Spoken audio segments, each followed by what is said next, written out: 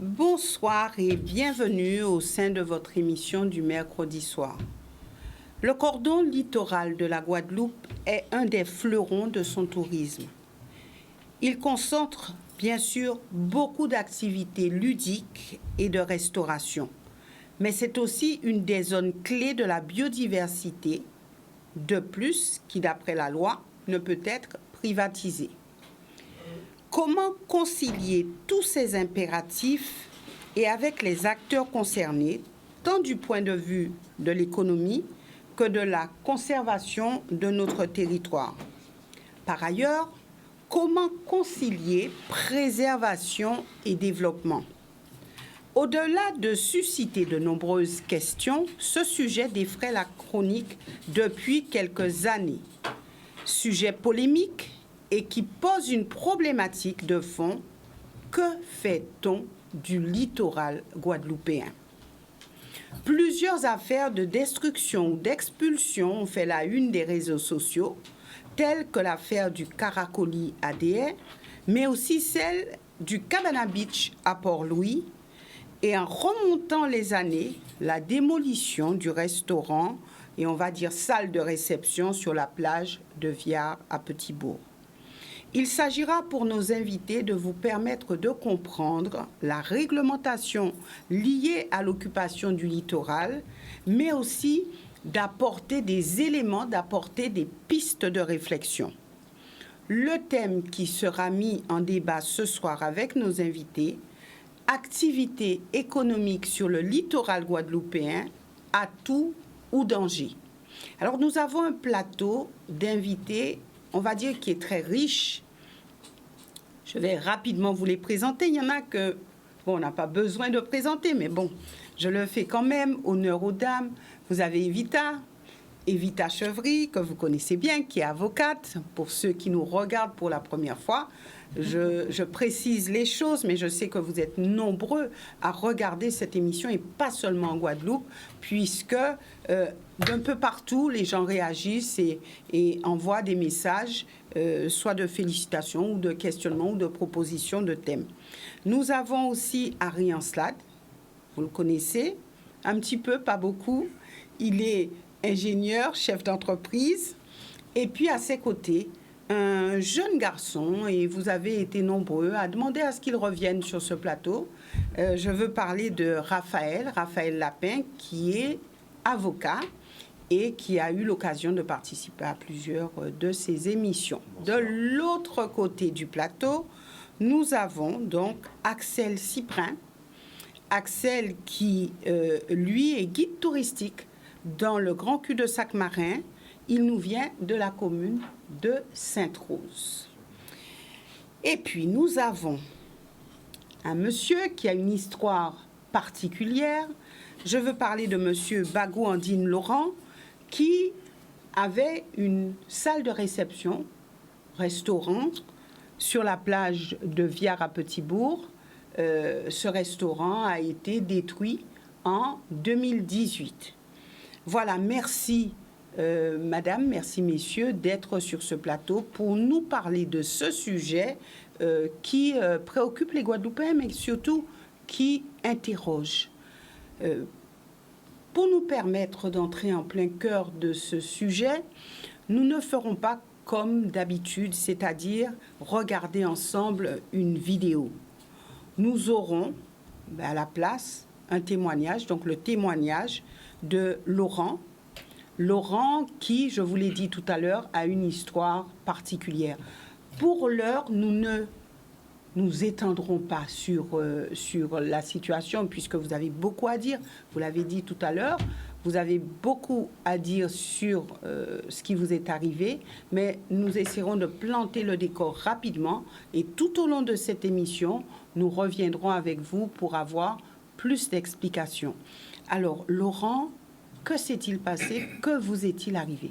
Vous vous mettez à l'aise, vous parlez le créole, vous parlez le français. De toute façon, vous faites comme vous le sentez. Alors, à mon temps projet, en 98, on m'a dit la rifle là, quand tu fais projet là. Alors là, il dit, moi d'accord.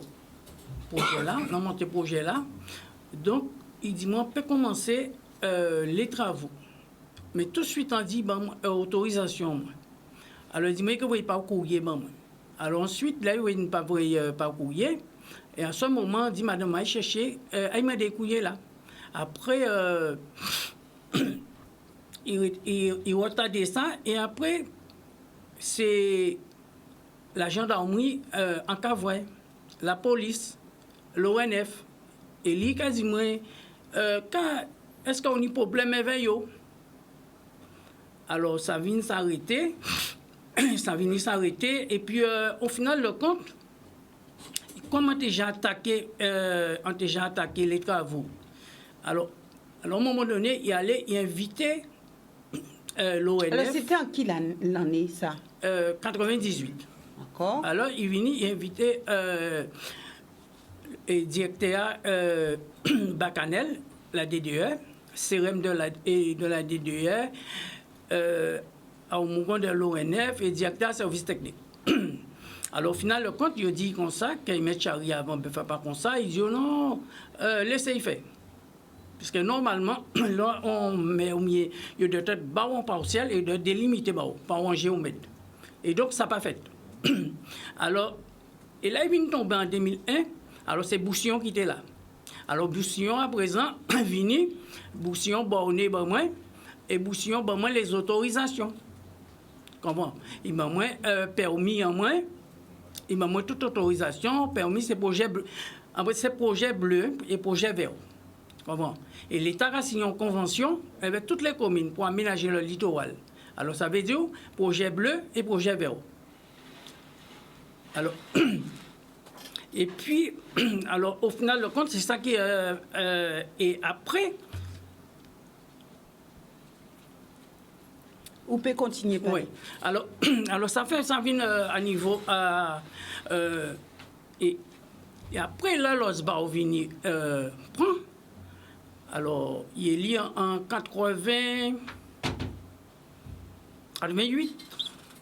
2008. En 2009, il a déjà écrit le pot qui règle en date, tout qualité, évidemment.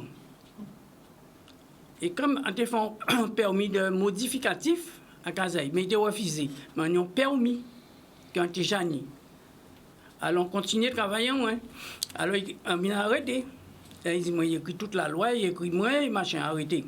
Et ça fait en démarrer, on va commencer et travailler là. Et après, ça là, présent, on vient monter, il est venu au moins l'autorisation, la commune, ça seulement, il bon, autorisation. Et tout ça qu'on fait, comme, puisque déjà, ni projet là, mais pour te faire 2 mois de là, pour te mettre en ponton à 6 plans d'eau là, et donc, on vient, il allait voyer moi, voir le conservatoire au littoral. On va même connaître, puisque c'est Boussillon qui a fait toutes les démarches. Et là, c'était Mme Bastet. Alors, Mme a dit, monsieur Bagouandine, ça ne va pas prendre beaucoup de temps, c'est un renouvellement. Après, l'amendé, il dit, moi, c'est le maire qui bloque. Il faut voir avec le maire. Et ça vient s'arrêter, ça a traîné. Alors, après, il vient, il prend des arrêtés. Puisque ça, là, la région fait. L'URL fait fête personnelle et la région en Dinaï, et lui-même fait fête personnelle à la commune. Et jusqu'à là, il j'en paye moins. Il y a 6 000 euros, il j'en paye moins. Il crase ça là, mais il j'en paye moins. Alors ça fait à présent, il prend un arrêté en 2014, en 2015, il dit ça là, pas dans les normes. Et lui-même fait fête personnelle à la commune en Dinaï. Et puis, alors, ça vient s'arrêter là, et puis après, l'invinité, alors ils mettent en géromètre, à te demander, pour te mettre, à te jani là, et un restaurant à côté de mon conteneur. Alors, mais, donc, malgré tes difficultés, ou poursuivre? Non, pour toi, ni tellement de difficultés. Et nous sommes en accord. Oui, voilà, il était qu'à marcher, mais il était qu'à parler quand même. Alors, mais et là, il vient dans mon autorisation là, il y a les manipulateurs là qui délimités. Ils ont parti de terrain qui est en DTPL lacus. Qui veut dire, DTPL lacus, qui veut dire, c'est de l'eau, mangove. Alors, l'entrée là, la réflamme étant là, et mettons d'autres monde là. Mais là, il est là, il n'est pas consultible. Et là, comme il a la loi de l'autre monde là, on a ça démissionné. Et puis, là, on a démissionné. En venant à présent, on prend côté là, par exemple, qui était AP58 là, pour faire construction là. C'est là qui était consultible. Mais tout ça en comblant un paquet à terrain qui n'est pas consultible. Comprends? Et ensuite. Alors, nous allons poursuivre tout à l'heure. Voilà. Mais tout ça arrivé ou pas de restaurant. Et l'intérêt à l'émission là, ça, c'est que nous comprenions. Et je remercie Ferdi Louisi de nous avoir rejoints. Et j'utiliserai donc la double casquette de Ferdi Louisi, puisque il est effectivement le maire de la commune de Goyave, pas Petit-Bourg, donc de Goyave, et puis il est aussi le président du parc national de la Guadeloupe. Donc, nous utiliserons cette double casquette pour bien comprendre. L'intérêt, c'est de pouvoir, parce qu'on entend beaucoup de choses qui se disent quand il y a des problèmes sur le littoral, on entend que c'est de l'injustice, etc. Pourquoi les Guadeloupéens sont expulsés de leurs biens, de leurs restaurants, etc. Mais il s'agira de comprendre ce que la loi dit, ce qu'il est possible de faire ou de ne pas faire. Est-ce qu'il y a effectivement du favoritisme ou pas? Donc, sur ce plateau, nous essaierons d'aborder toutes ces questions et de faire la lumière, puisque ce plateau de l'émission Que les choses soient dites est justement un plateau où on dit les choses et où surtout on essaye de comprendre, d'éclairer cette population. Donc, Ferdi Louisi, merci de nous avoir rejoints. Nous avons aussi Samuel qui est un petit peu en retrait pour l'instant, mais qui va nous rejoindre. Et puis, il y a Raphaël Lapin qui devra nous quitter, donc on va dire assez rapidement pour, on va dire, pour des questions sportives. Je demanderai à Samuel de venir et de se mettre juste à côté de moi pour qu'on puisse continuer sur le sujet. Voilà, donc... on va commencer, je ne sais pas si c'est avec les avocats ou avec Ferdi Louisi, mais tout d'abord, que dit la loi sur l'occupation et l'exploitation du littoral? Alors, qui est-ce qui peut nous éclairer là-dessus? Alors, je pense que ça sera où vous pouvez vous compléter. Alors, juste avant, on va écouter et puis on reviendra vers vous, Laurent, pour avoir un apport supplémentaire. Alors peut-être déjà, pour préciser, question là, c'est une question qui a impliqué, qui a imbriqué un paquet d'autres questions. Et effectivement, M. Laurent, c'est cas aussi à d'autres Guadeloupéens et l'époque récente qu'on vient de traverser a générer une actualité autour de cette question-là. Et nous avons songé le cas du Caracoli, nous avons songé le cas aussi du Cabana Beach. Chaque coup, c'est des questions différentes qui ont posé dans sujet à l'occupation, à ça, il a créé le domaine public maritime. Et effectivement, la question se pose de non seulement l'occupation de ça, il a créé les 50 pas géométriques. Et puis, il y a aussi la question de la préservation de l'environnement, qui sont en réalité deux questions parallèles, mais qui pas tout à fait même genre à question-là. Sur la question des 50 pas géométriques, la première des choses qu'il faut dire sur le plan juridique, c'est que son bitin qu'a remonté à Nani Nanan, son bitin de l'ancien régime. Son bitin, c'est ça qui a créé les 50 pas du roi. Nous avons considéré que tout partout en royaume là, faut le roi peut ça passer et faut y 80 mètres tout partout en le littoral là pour peut ça promener et qui c'est le domaine public. Et c'est ça qui c'est en résurgence à l'ancien régime et là nous avons créé la zone des 50 pas géométriques. Et en les zones des 50 pas géométriques là ça, nous avons trouvé ni en évolution législative et progressivement nous partis dans une zone où finalement nous pas construit hack.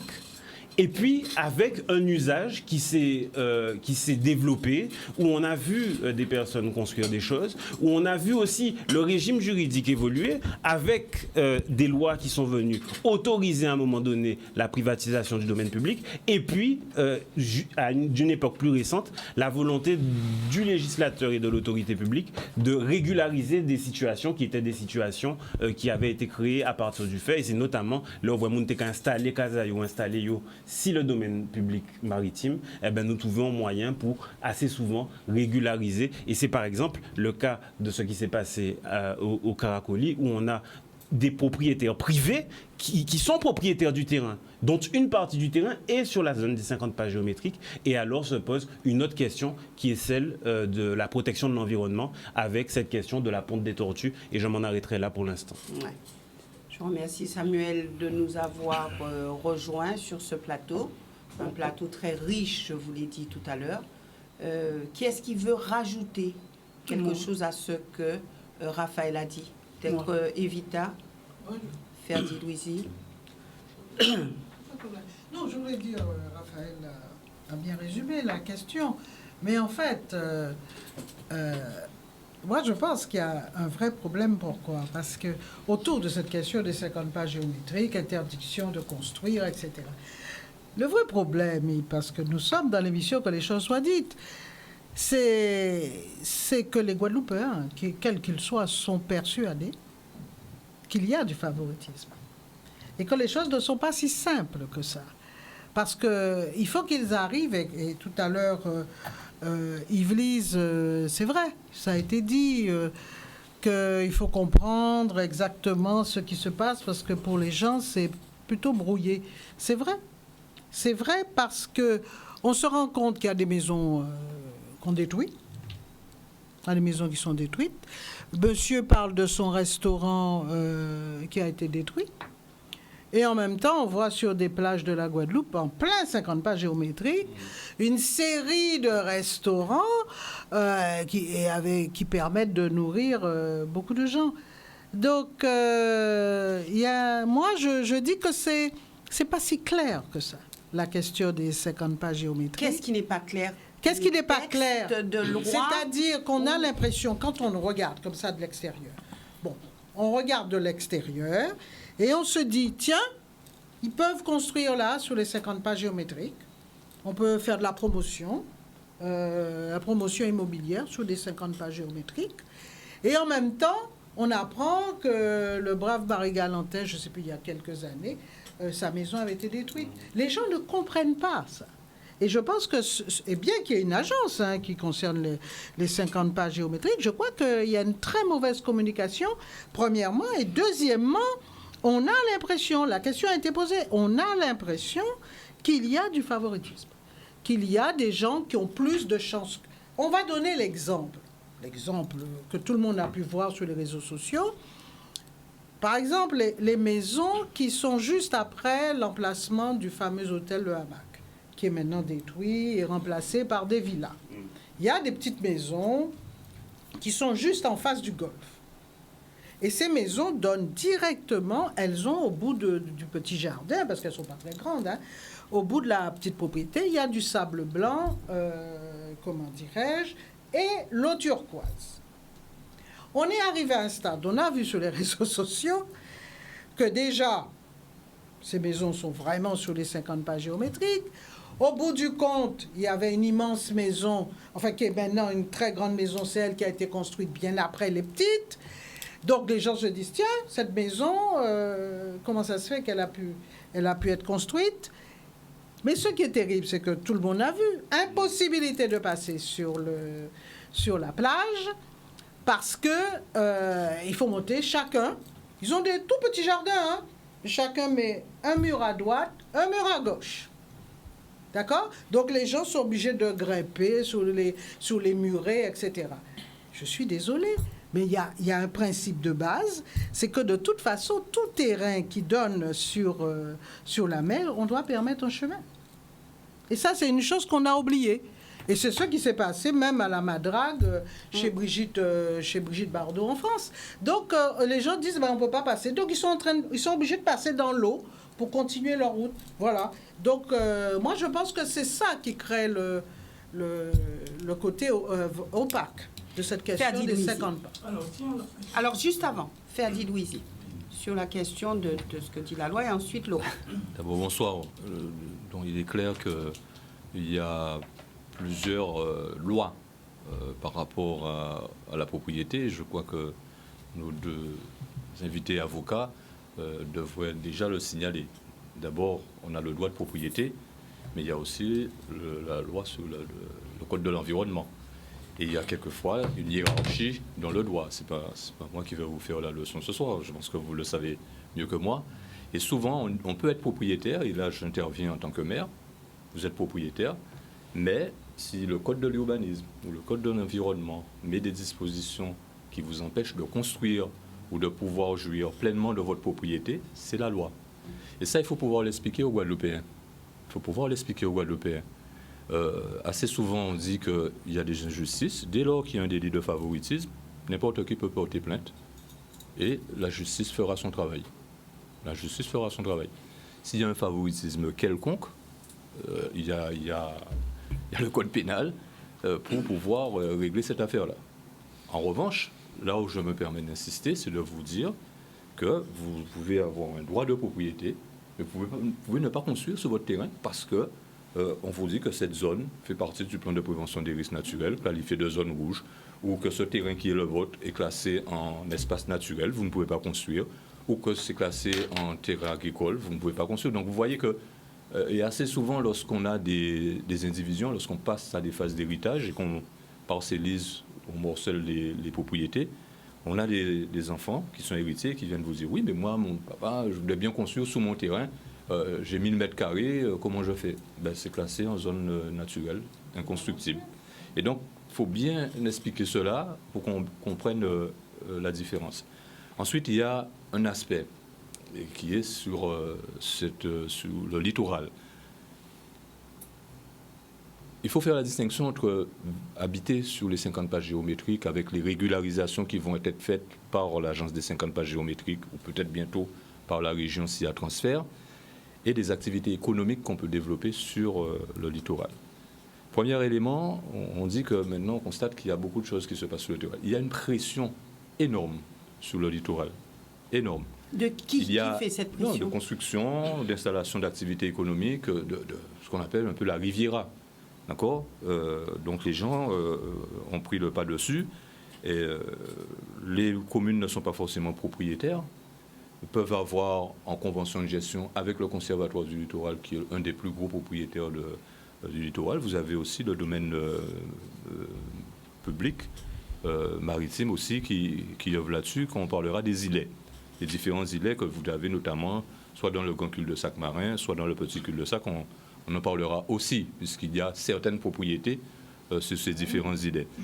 Et donc, il y a eu, au fil des années, beaucoup de personnes se sont implantées sur le littoral. Et beaucoup d'activités économiques se sont développées. Forcément, qu'est-ce que ça a eu pour conséquence? C'est d'avoir les conséquences négatives sur l'environnement, sur le milieu naturel. Une telle pression sur la biodiversité et sur des sites, par exemple, de pontes de tortues, comme ça a toujours existé auparavant. Donc la question qu'on doit se poser, c'est de se dire qu'est-ce qu'on veut. Les gens disent, ouais, mais pour une ponte de tortue, je vais plutôt mettre un restaurant qui va me rapporter du chiffre d'affaires.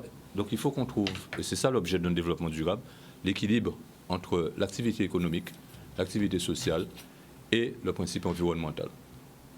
Et un autre élément qu'il faudra tenir en compte aussi dans les discussions, c'est l'évolution du trait de côte.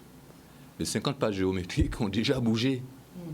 Avant, regardez bien, que ce soit sur toute la Riviera de la Grande Terre, Saint-François, Sainte-Anne, Gauzier, Petit-Bourg, Goyave, le trait de côte, il recule. Donc les 50 pages géométriques, ils sont où? Et c'est la question qu'on est en train de se poser, parce qu'avant, vous aviez les pas du roi, comme Raphaël le disait tout à l'heure, Raphaël Lapin le disait tout à l'heure, mais ça se réduit de plus en plus, puisque avec l'élévation du niveau de la mer, on constate que la mer prend sous les terrains. Et vous vous retrouvez avec soit des habitations, soit des locaux commerciaux, des choses qui étaient en dehors des 50 pages géométriques et qui se retrouvent maintenant quasiment dans la mer. Et donc, il faut tenir compte de tous ces paramètres pour pouvoir juger et apprécier. Et quelquefois, lorsque vous avez vu que le conservatoire du littoral a fait détruire par les maires ne détruisent pas, ce sont les propriétaires des lieux, et notamment le conservatoire du littoral a fait détruire des paillotes, des choses comme ça, des paillotes de pêcheurs.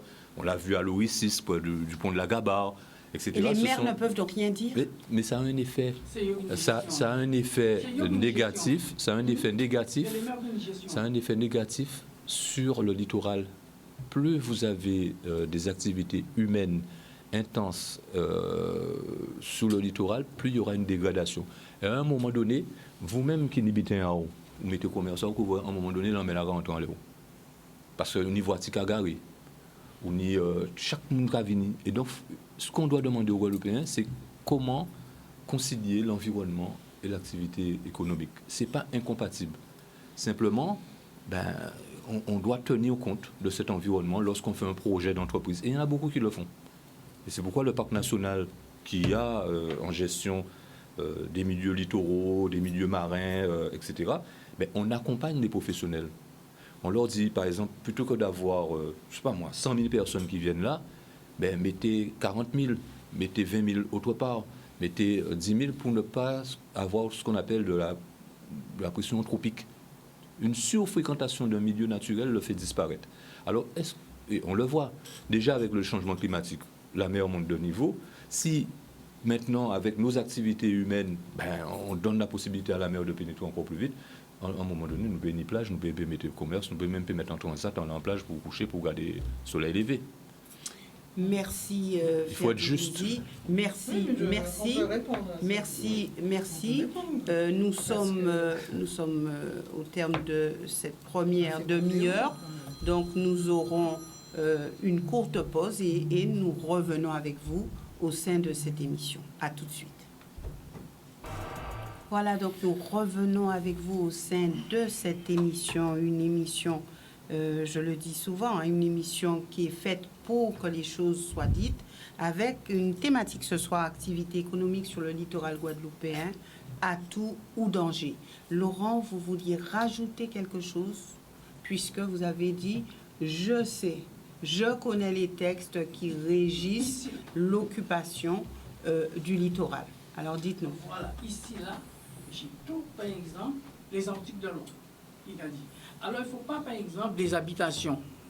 Les habitations, il faut mélanger. On parle, par exemple, de 50 pas géométriques. Les 50 pas géométriques, l'État a signé une convention avec toutes les mairies. C'est eux qui ont une gestion là. Et le conservatoire littoral, qu'a géré. Et c'est eux qui ont une gestion là.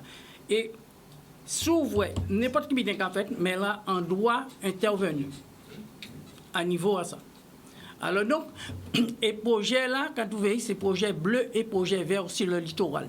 Et quand dit, projet là, financé par l'Union européenne à 75%. Ce projet-là. Et si l'État, quand vient, on construit, la commune est voulée moins construit, il est voulu qu'à dédommager moins. Et si la commune a aménagé, l'État est voulu, l'État a dédommagé la commune. Et quel que soit ça, ou t'es en bois à la mer là, ou t'es en jardin, ou t'es en pied coco, ou t'es en paillote en tôle, qui n'a pas autorisation, l'État a dédommagé. Comprenez? Et moi, j'ai toute autorisation. Tout ça, qui est permis, arrêté par la préfecture, par la DDR maritime, tout et tout. Payer impôt et tout. Pas tenir enfants, habiter inégal. Permis et tout. Comment? Et en tant que Solan dit qui était en zone NACUS là, lorsqu'on met en géomètre et falsifier un numéro là. On peut montrer au lit là. Alors, on peut avancer les bitins, on peut porter responsabilité. Ah non, on peut prendre responsabilité. Moi, je ne pas ça seulement qui tini. Puisque c'est 2017 quand on est éveillé, quand vous savez. On est éveillé, comme ça, qu'on est éveillé, à l'habitation là. D'accord. Alors, mais c'est là nous y est, on peut déplacer. Et là, sans besoin, on besoin face à des éveillés. Zéro papier. Il faut que l'Osbar vienne, David Nebor, le conservatoire littoral, et Camille Pélage, Baoudaï, Brédan, Ramzini et Exol. Fait nous venons face à des. Puis on dit, de quoi, puisqu'on ne pas connaître yo. On ne pas connaître yo. D'accord. Comment? Ils ont signé, et on pas connaître ils ont signé, mais ils ont dit de quoi qu'ils vont rapprocher moi. L'OSMA prend deux arrêtés, en 2014 et en 2015. L'OSMA sont homme de loi, là on prend un arrêté, on peut dire bon, ça l'ambitin, on peut avoir un délai, si c'est un mois, si c'est une semaine, si c'est 10 jours, si c'est une année, pour mettre en ordre. Il prend un arrêté. Et lui-même fait personnel à la commune, c'est qui m'a demandé l'autorisation d'ouvrir ça là. Et après, quand on prend arrêté, quand dit ça là, par exemple, il pas dans les normes. D'accord. Alors. Juste une question. Oui. Combien on investit dans ça? Combien tout à l'heure on investit à peu près? Ben, un million d'euros qui là. On l'a l'argent même. Million d'euros qui est dedans là. 1 million d'euros. Million d'euros même qui là. Son marécage, il y a 2 hectares de terre qui a assaini. Ouais. Ah, oui, d'accord. 2 hectares de terre qui a assaini. Puisque là, il y a ban moins là. Pas comme ça, en fait, c'est mafia. Puisque nous, on met Kabao, il doit être venu borné. Il doit être borné, et si vous avez dépassé, il doit dire, oh là, d'accord? Donc, il y a des positions là, ou sur un terrain qui n'est pas constituable. D'accord. Et il mettait, on ne dit pas là. Et quand la loi est de droit pour autorisation là. Bien. Tu comprends? Alors c'est vrai qu'il faudra avoir. Alors si vous nous dites qu'il n'y a pas ça seulement. Mais à part ton vente, il n'y a pas vente, c'est un casse-pas. Non, il était non naoté. Voilà, c'est ça. Écoutez, c'est un naoté. Quel que soit où, mais on a voté, mais il n'est permis. Bien que. Enfin, je vais faire un commentaire sur ça, ouais. C'est pas un billet qui est monté illégalement, hein. D'accord. Non, on a bien compris. Ok. Non, mais bon, ça arrivait que moi-même venu en cocktail d'entreprise là, ça fonctionnait pour moi. Sinon, tu vas la quartier permis là, la quartier permis là-bas surtout. D'habiter une entreprise là. Non, tu vas la quartier permis là. Mais dans son truc, mais les entreprises faisaient des cocktails là pour recevoir. Quand les entreprises voulaient recevoir des fois des gens faire un cocktail de réception, ils faisaient là. J'ai été invité par des entrepreneurs là. C'est comme ça que j'ai découvert ça d'ailleurs. C'est parce que j'étais invité par des entreprises dans des cocktails de réception pour telle chose, des choses. J'ai vu même des entreprises de Martinique faire des réceptions là. Alors, Raphaël. Oui, en fait, la première chose, c'est que je voudrais insister sur quelque chose que Evita a dit, qui me semble être fondamental. C'est sur la perception que les situations telles que celles vécues par monsieur suscitent, c'est la réaction que ça suscite dans la population. Et on ne peut pas passer à côté. On ne peut pas ignorer, alors j'ai entendu, effectivement, s'il y a un favoritisme qui est clair entre un tel et un tel, oui, nécessairement, des plaintes peuvent être déposées, et là-dessus, il n'y a aucune difficulté. En revanche, la perception qui est dans la population, qui est de la différence de traitement qui peut exister entre un entrepreneur guadeloupéen, comme par exemple la famille Salcède, qui exploite le Caracoli, et de l'autre côté, de grosses pompes Afrique, qui exploitent des multinationales hôtelières et qui, elles, s'installent sur le littoral et qui, elles, ont une fréquentation qui est importante et qui, elles, ont des soirées à répétition et qui, elles, font venir des touristes par volontiers, eh ben, on ne peut pas ignorer que dans la population, ça va générer un ressenti qui va être un ressenti d'une différence de traitement entre les possédants et puis une autre catégorie qui est celle de ceux qui portent des initiatives. Et oui, il faut trouver un équilibre nécessaire entre la préservation de l'environnement, et je suis le premier à le dire. Ce qui s'est passé par exemple à l'île Carrette, à Sainte-Rose, c'est pas possible. On peut pas voir partir du patrimoine naturel guadeloupéen comme ça. Et de l'autre côté, des initiatives économiques et chercher, et c'est là-dessus que j'ai trouvé l'initiative de la région dans le cadre de l'appel qui a été interjeté sur le dossier singulier du Caracoli, intéressante cette initiative de dire, eh bien, il faut qu'on trouve un terrain d'entente, un chemin où on peut dire, eh bien, effectivement, il y a une exploitation d'une activité économique qui fait vivre une famille et qui génère de l'activité économique sur le territoire et qui, en plus, autour, va faire ruisseler un certain nombre de richesses. Et de l'autre côté, il faut qu'on préserve notre patrimoine naturel parce que la ponte des tortues, eh bien, c'est quelque chose qui est important pour le littoral du Nord-Basse-Terre.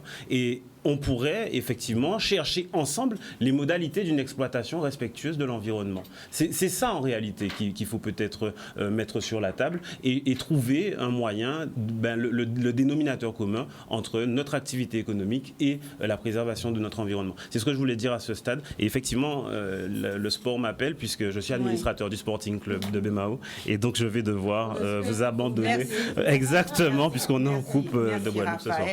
Merci Raphaël et d'être venu et de nous avoir enrichi de ces quelques phrases.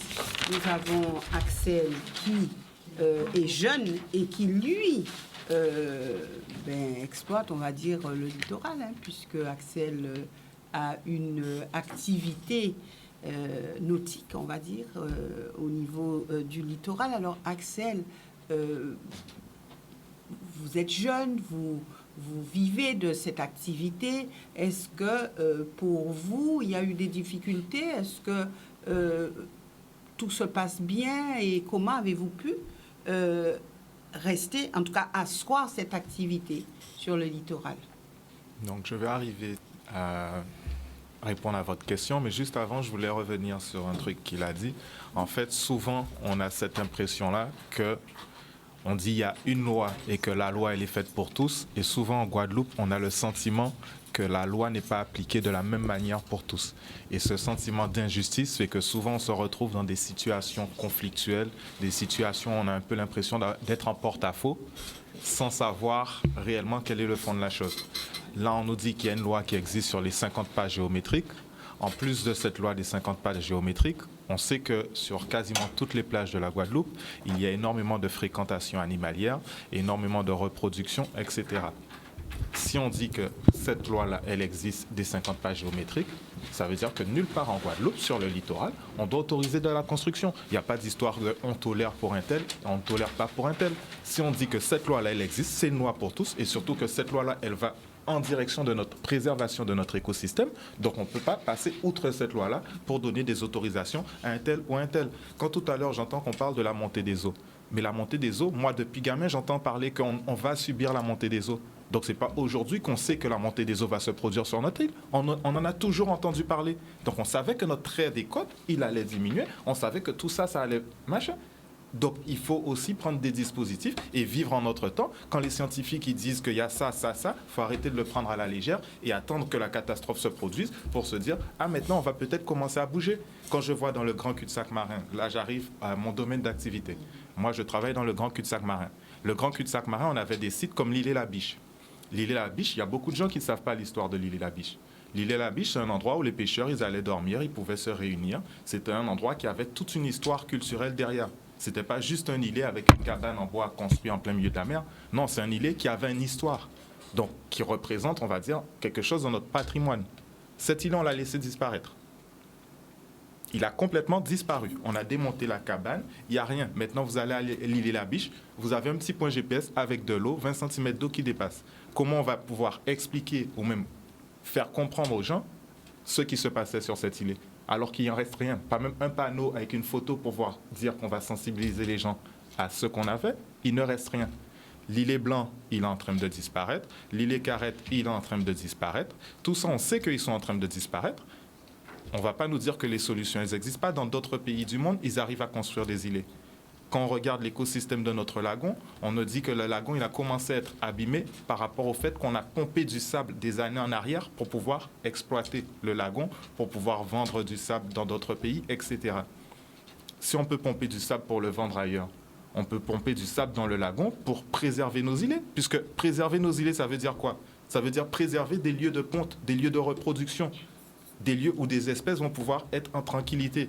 Et justement limiter ce combat qu'on a avec les plages. Puisque les plages, une plage, lorsqu'il y a une ponte d'animaux, on va prendre l'exemple de la tortue, lorsqu'on a une ponte de tortue sur une plage, la tortue, elle va être exposée aux mangoustes, aux chiens, aux chats et à tous les autres prédateurs.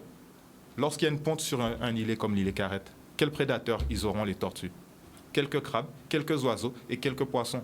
Donc le taux de réussite qu'il y aura sur cette ponte-là qui va se passer en pleine mer ne sera pas le même taux de réussite qu'il y aura sur la côte. Et pourtant, tous ces espaces, on les laisse disparaître, on laisse les plages être aménagées de va et de vient de tous les sens. Elles sont aménagées. On dit même il y a des mètres de plage. Des fois, on n'a pas un petit carré pour poser sa serviette tellement il y a d'aménagement sur la plage. Et on dit ensuite il faut laisser ces espaces pour la nature. Mais il y a plus l'économie qui fonctionne que l'écologie. L'écologie, on n'y est pas du tout. Alors Donc, que notre richesse... Axel, ce que vous dites, c'est qu'aujourd'hui, les plages sont occupées. Ça crée un danger pour la nature. Pour la nature et pour nous. Parce que pour l'instant, c'est la nature qu'on endommage. Mais le fait d'endommager la nature, de polluer la nature, de détruire le littoral, de polluer le littoral, tout ça, on le récolte au fur et à mesure. On ne s'en rend pas encore compte parce que pour l'instant, c'est juste des maladies qu'on produit, etc. Mais c'est ça aussi qui accélère la diminution du trait de côte. Mais aujourd'hui, on voit qu'il y a des autorisations, par exemple, Axel, et je passerai la parole à Samuel aussi, et puis à Harry. Mais on se rend compte qu'il y a des autorisations qui sont données à des restaurateurs. Alors, il y en a qui commencent avec un petit carré et puis après qui prennent de l'ampleur et qui s'étalent. Et lorsqu'on va porter plainte, on va nous dire comme réponse que oui, on leur a autorisé, mais on leur a autorisé ce carré-là. Mais on tolère qu'ils exploitent tout le reste de la surface. On tolère au dépit de qui? Au détriment de qui? Au détriment de notre écosystème. Et ça profite à qui? Ah, ça, c'est pas à la population, par contre. Principalement, c'est pas à la population. Dans une bonne partie, dans une majorité des cas, ce n'est pas à la population. Et ça m'attriste de devoir le constater. Mais que ça profite à la population ou pas à la population, on ne doit pas détruire notre écosystème. On vit sur une île. À part la richesse naturelle qu'on a sur l'île, on n'a pas de gisement d'or, on n'a pas de machin. On vit sur une île, il faut se réveiller. Donc pour vous, Axel, c'est 0 restaurant sur les plages? Pas 0, mais il faut vraiment étudier tous les lieux et en fonction des lieux où on voit que limite il y a une fréquentation qui est presque inexistante des espèces animalières qu'on souhaite préserver, dans ces endroits-là, pouvoir autoriser. Mais sinon, on a créé une loi et on sait que notre île est un lieu de ponte. C'est pas pour dire qu'on parle à la légère, c'est un lieu de ponte. Avant, on assistait partout à des naissances de tortues. Maintenant, tout le monde voit que ça a diminué, ça gêne personne. On attend quoi? Qu'il n'y en ait plus. Merci Axel, nous reviendrons avec vous et avec Laurent tout à l'heure. Samuel et Harry. Alors, Samuel qui est restaurateur mais qui n'est pas... honnêtement, je pense que bonsoir à tous les spectateurs de Canal+. Il me semble qu'en dehors du problème purement juridique, il y a un problème politique qui se pose. Quand j'entends Axel, c'est vrai que forcément la nature a du vide. À partir du moment où vous ne faites rien pour organiser quelque chose, forcément, il y aura désordre. Et le Césaire, dans son rapport du 20 mai, je crois, 2020, le Césaire a pondu un très très très bon rapport sur ce qui doit être fait sur les plages. Le Césaire, c'est quand même, j'ai envie de dire, dans ce domaine, c'est le comité économique et social et d'environnement de la Guadeloupe. Donc il est attaché au conseil régional. Alors c'est vrai que son avis est consultatif, mais ce sont des gens qui bossent sur les problématiques et qui connaissent les problématiques aussi bien environnementales qu'économiques. Donc je pense que le Césaire n'a pas été suivi, en tous les cas sur ce plan-là. Pour ne pas le nommer, Christophe Roater, son président, a fait un énorme travail. Alors, il a été invité récemment, je crois en 2019, par le ministère des Finances pour présenter sa vision sur le tourisme durable. Mais qu'en est-il au niveau de la Guadeloupe? Donc, s'il invite au ministère, qu'en même temps, en Guadeloupe, on ne fait pas fi des travaux du Césaire, il y a quand même pour moi un problème politique. Donc, c'est vrai que on ne peut pas être tout environnement, tout économique. C'est juste pas possible. Il faut pouvoir lier les deux. Mais comment on peut le faire?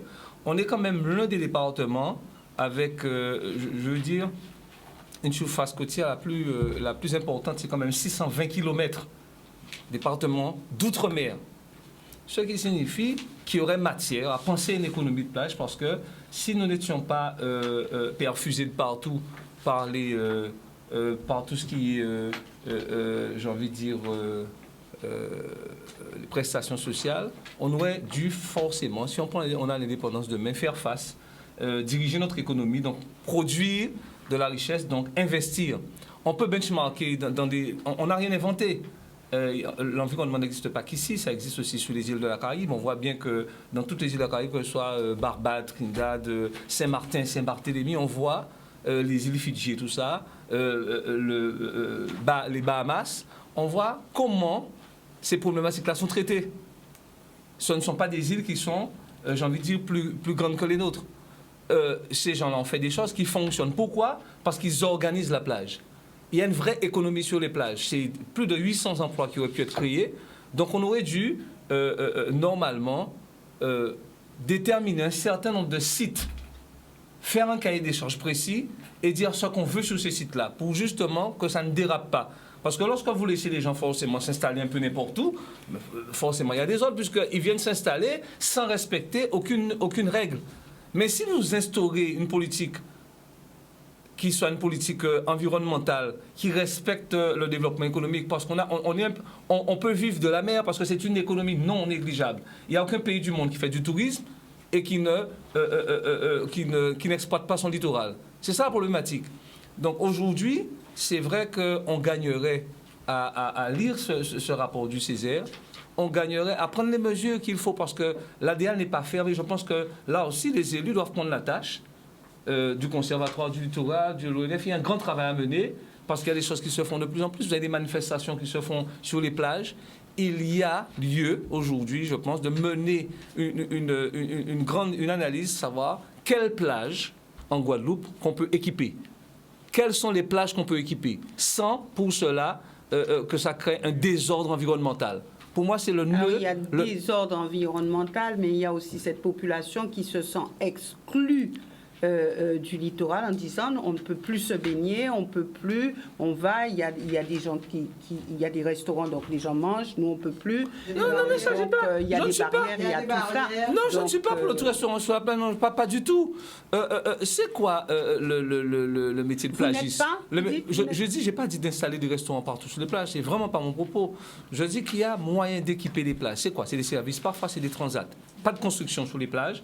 Vous avez les métiers de service, parce que vous allez à la plage, vous n'avez pas envie de mener un drap de bain, eh bien vous pouvez trouver une société qui vous loue des transats avec des draps de bain, avec peut-être un bar. À partir du moment où on respecte ces règles-là, il n'y aura pas de désordre.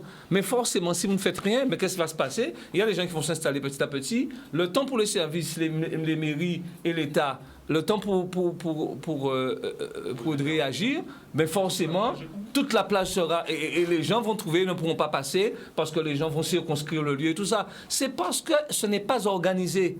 C'est pas pour... Moi, comment c'est le problème? Je dis que parce que ce n'est pas organisé. Il y a normalement un plan aussi en 2021, je crois. Monsieur le président de l'EFMOA me le dit. C'est un plan régional d'économie bleue, aussi en 2021. Alors, il y avait un certain nombre de fonds qui avaient été votés pour ça, un certain budget pour justement aménager un certain nombre de plages. Bon, aujourd'hui, je n'ai pas tellement de vision sur ce qui a été fait. Je sais qu'il y a des millions qui avaient été normalement, j'ai envie de dire, qui avaient été réservés pour ce développement-là. Mais je crois qu'on était dans les années 2019. Nous sommes en 2023. Je ne sais pas trop bien ce que ça donne. Mais voilà, pour moi, c'est cette problématique-là, c'est surtout ça. Merci. Harry? Oui, je pense qu'on aurait dû inviter Fred D, parce qu'on tourne en rond. Et c'est là tout le problème, parce que ce débat de l'écologie et de l'économie, c'est un débat qui n'est pas né d'aujourd'hui. Sauf que quand les Allemands ont commencé à dire qu'il faut arrêter de polluer, ils étaient la première puissance industrielle, ils étaient une grande puissance industrielle, ils avaient déjà pollué. Et aujourd'hui, les deux grands pollueurs sont la Chine et les États-Unis. Les deux grands pollueurs aujourd'hui, la Chine et les États-Unis. Donc, ce débat-là, il est tout le temps posé. Et mon problème, c'est extraordinaire parce que moi, ce qui m'interpelle aujourd'hui, nous... Alors là, par contre, je vais choquer. Je n'ai rien contre les tortues. Hein. Mais c'est marrant, je trouve qu'on va très vite dans des étapes. Aujourd'hui, c'est vrai qu'il faut protéger tout ce que vous voulez. En même temps, je suis en plein débat sur un procès qui n'a jamais été terminé, chlordécone. On a empoisonné les hommes. Et c'est pas vieux. Et ce n'est pas vieux.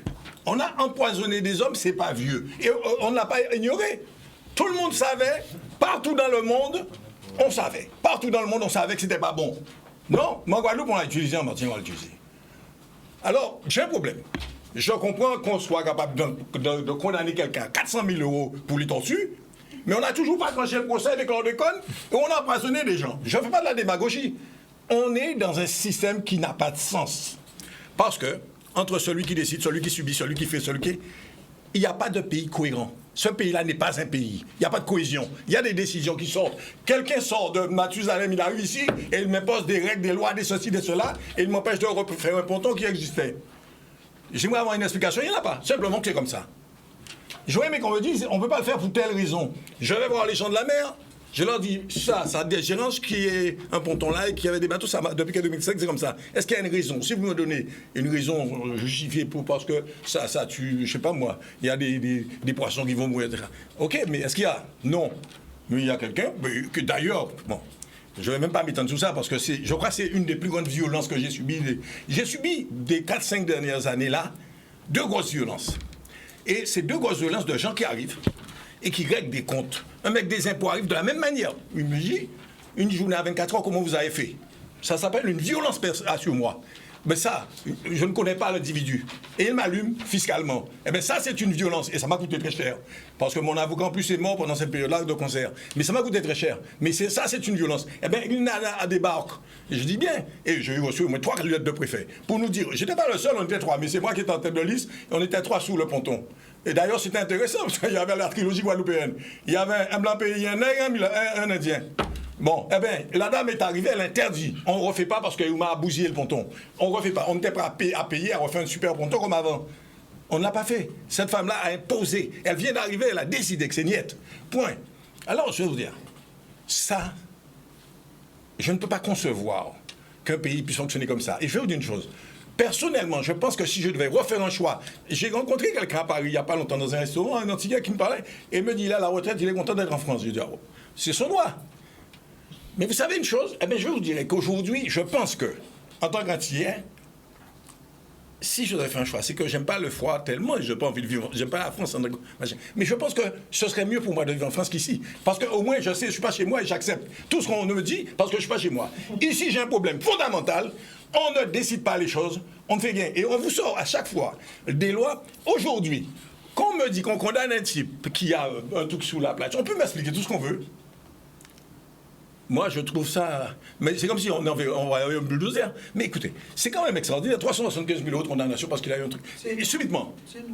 Mais c'est quoi? On joue à quoi? C'est quoi ce petit jeu? Eh bien, moi, ce qui me chiffonne dans ce pays-là, c'est que si je devais aligner 40 ans de vie professionnelle en Guadeloupe, j'ai une seule chose à dire.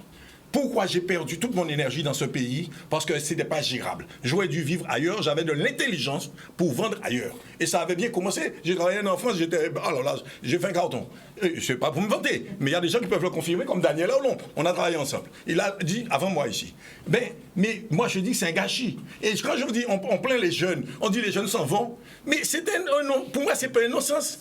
C'est normal. Il ne peut pas fonctionner dans un système qui n'est pas cohérent. Quand un type est formé, il arrive et il tourne un peu, il voit. Mais par ailleurs, même si, et d'ailleurs, il a plus de chances en tant que nègre de fonctionner ailleurs qu'ici. On ne peut pas fonctionner. Quand vous avez investi, quand un type finalement trouve un créneau, il lance une économie. Il monte un truc, ça coûte 100 000, déjà personne ne vous prête du fric. C'est déjà toute une histoire pour avoir l'argent. Et vous croyez qu'après vous cassez comme ça? Je vous dis, vous pouvez me sortir tout ce qu'on veut. Mais moi, je dis, je veux bien la justice. Mais quand en parallèle, je vois qu'on a fait des choses où on a mis la vie des hommes en danger. Parce que le plan de compte, tout le monde nous fait comme si c'est un détail. Mais attendez, un paquet de gens sont malades, sont machin. Aujourd'hui, et c'est pas vieux.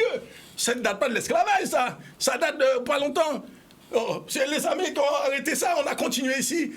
Alors je ne comprends pas comment on peut être vertueux un moment et on est vertueux un moment, diable à un autre moment. Ça me fait penser à une émission qui n'est pas si loin. Le diable et le machin. Mais on est à la fois vertueux. Donc, pour revenir sur ça, parce que le problème des pages juridiques, on a vu tout se faire. Je considère qu'aujourd'hui, rien ne peut justifier qu'on casse quoi que ce soit de qui que ce soit. Je considère que c'est un débat à avoir. Ça doit se gérer. Qu'on ne me sorte rien qui puisse justifier de démolir pour démolir. Je veux dire, on n'est pas en train de punir quelqu'un.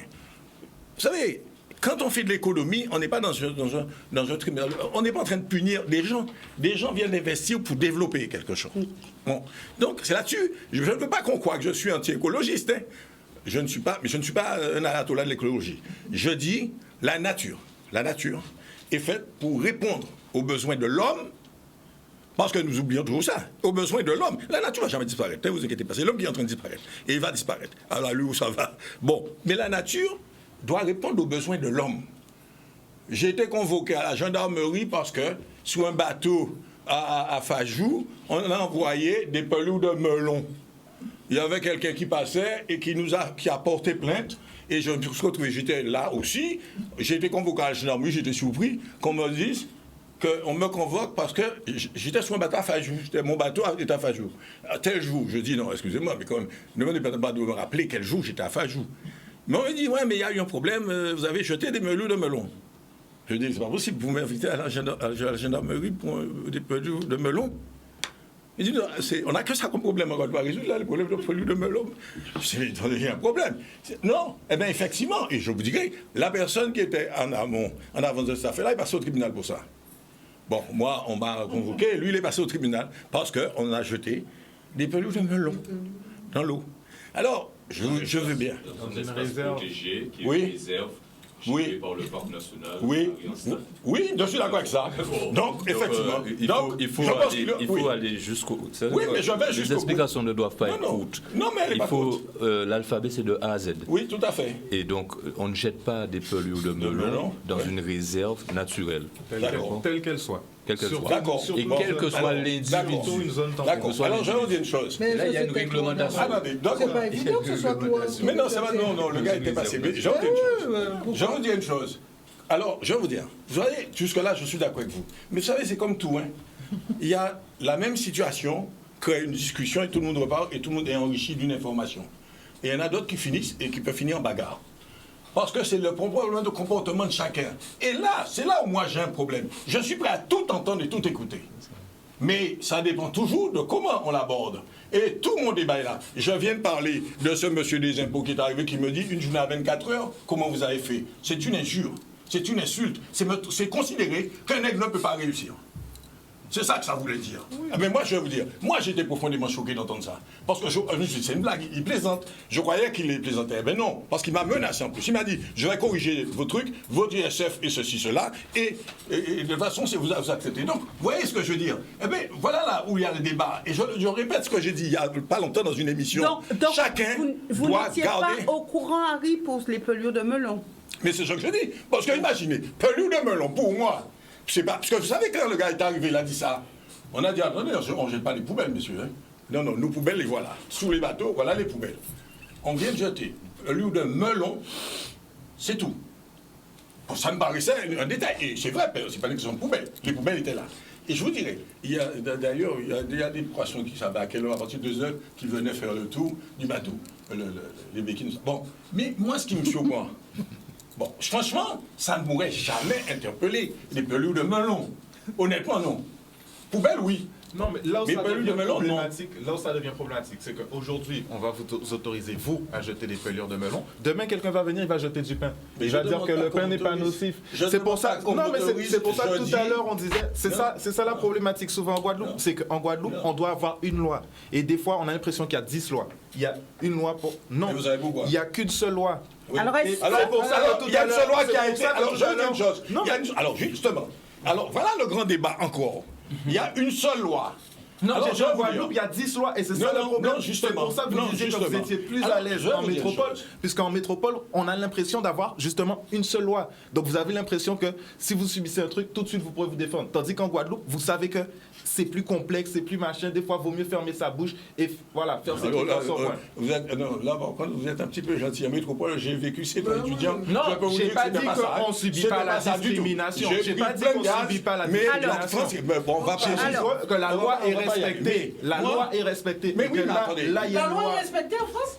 Elle est plus respectée qu'ici. Vous allez pas les respecter parce que vous avez des journaux comme le Canard, des comme ça. Ah oui, mais parce qu'il n'y a aucun fond de choix. Il n'y a aucun fond de choix. Ça oblige à respecter la loi. Les tribunaux sont chargés. Aujourd'hui, alors, ils mettent des amendements. Les tribunaux sont chargés. Mais on revient sur le truc. Attendez, si on doit revenir sur le sujet, quand même. Oui, voilà. D'accord, qui est de l'homme et la nature. Oui. La nature n'est pas à la disposition de l'homme pour satisfaire les besoins de l'homme. Et c'est toute la problématique. Maintenant, on doit se dire comment vivre avec la nature. Mais on ne peut pas dire que la nature est là pour satisfaire. Parce que si c'est ça, regardez bien ce qui se passe depuis plusieurs années. en juin de l'année, c'est-à-dire à mi-année, on a déjà consommé toutes les ressources naturelles de la Terre. Toutes les ressources naturelles. Il y a un point qui est important et que je voudrais juste signaler avant Maître Chevry. Il y a 30-40 ans, c'était les Guadeloupéens et les pêcheurs qui fréquentaient le Grand Cul-de-Sac marin. Entre-temps, il y a beaucoup de touristes. Il y a 30-40 ans, il y avait 7000 personnes, visiteurs en moyenne par an dans le Grand Cul-de-Sac marin. Ce sont des chiffres que nous avons établis avec le Parc national. Aujourd'hui, il y a 70 opérateurs touristiques. 100 000 personnes qui fréquentent le Grand Cul-de-Sac. Et donc, regardez bien la différence. Et c'est là où on parle de ce qu'on appelle pression anthropique. Il faut, et la nature, elle va toujours réagir, mais elle ne peut pas subir la même pression avec 7 000 personnes qu'avec 100 000. Et il y a un paramètre dont on ne tient pas suffisamment compte maintenant lorsqu'on veut faire de l'activité économique dans des espaces naturels, c'est le paramètre touristique. Et c'est la même chose lorsqu'on a dit qu'on a dimensionné la gestion des déchets pour les Guadeloupéens pour 400 000 habitants, alors qu'on a 1 million de touristes qui produisent autant de déchets que nous. Donc il faut tenir compte de tous ces paramètres-là. Et c'est pourquoi, au niveau du parc national, on propose aux opérateurs touristiques ce qu'on appelle une charte. On l'a fait avec les marins-pêcheurs pour faire la pêche durable, pour leur dire que ce n'est pas à l'idée Fajou qu'il faut aller jeter des pelures de melons, ni pêcher. Parce que c'est un espace protégé qui permet la reproduction des poissons. Et après, on les retrouve ailleurs. Ce sont des zones tampons qui sont nécessaires. Oui, mais est-ce qu'il y a suffisamment de communication là-dessus pour que les gens puissent... Mais est-ce qu'il y a suffisamment de communication là-dessus pour que les gens puissent s'imprégner de tout cela? Parce que c'est vrai que si vous ne connaissez pas, vous mettez votre pot de melon, à la limite, vous vous dites, je suis en train de nourrir les poissons. Donc voilà, donc il faut communiquer peut-être là-dessus. Que les gens sachent ce qu'ils peuvent faire, ce qu'ils ne peuvent pas faire. Je voudrais quand même pouvoir intervenir un peu. Je suis la seule femme là. Enfin non, il y a aussi moi. Ah ben non, mais l'animatrice, il manquerait plus que ça qu'elle ne soit pas là. La journaliste animatrice, c'est évident. Ce que je veux dire par là, moi je voudrais dire quand même, je suis très attentive à tout ce qui est dit, et notamment par le président du Parc national de la Guadeloupe. Il faut que l'on reconnaisse d'abord qu'on a fait énormément d'erreurs. On a détruit des sites dans ce pays-là. On a détruit des sites. On a détruit notamment, c'était le paradis des enfants, la plage de l'autre bord. Elle n'est pas devenue comme ça. Donc, je pourrais citer encore des dizaines et des dizaines de sites.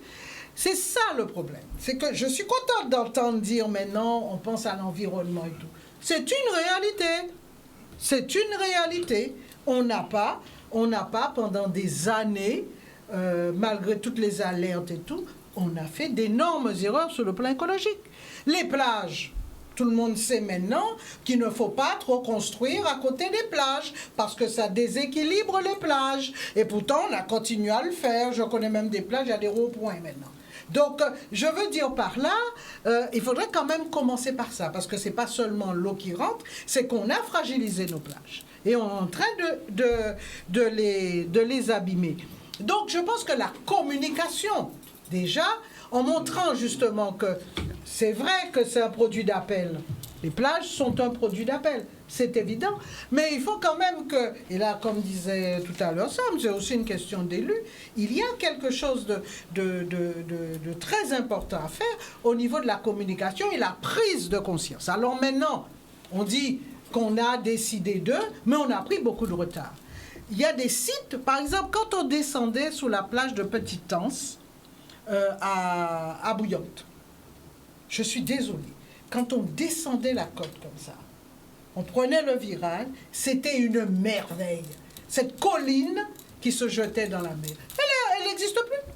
Parce qu'on a coupé pour mettre un hôtel qui de toute façon n'a pas marché et pour mettre qui est maintenant en EHPAD. Donc je veux dire par là, l'environnement c'est sûr, on a raté quelque chose. Maintenant il faut essayer de rattraper. Mais je vais vous dire, tout à l'heure j'ai entendu parler de plages, les plages, il faut équiper les plages. Je suis désolée. il faut équiper certaines plages. Parce que les plages sauvages, c'est aussi un produit d'appel pour une certaine hôtellerie.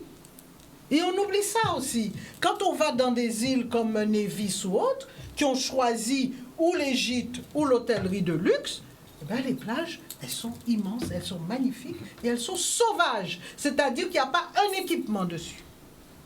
D'accord? Donc, cette histoire de plage à équiper, c'est très bien, certaine. Mais on devrait mettre l'accent sur les plages sauvages et on ne le fait pas. Alors qu'elles pourraient rapporter autant. Parce que nous savons que l'hôtellerie de luxe, contrairement à ce qui a été dit, rapporte. Davis vit de l'hôtellerie de luxe. Ils vivent de ça. Et on pourrait en parler justement longtemps. Parce que ce sont des gens, les milliardaires, ils vont dans la ville, ils vont dans les restaurants, ils font tourner tous les artistes. Il y a un lieu où tous les artistes déposent leurs œuvres. Ils partent tous, les Américains, avec une œuvre. Ils rapportent les fleuristes et tout. Donc je veux dire par là, il faut qu'on se mette vraiment au goût du jour. Et puis, alors, pour revenir, les îlets, je suis d'accord, c'est horrible les îlets qu'on est en train de perdre, parce que justement, on a fait des erreurs aussi au niveau du déséquilibre.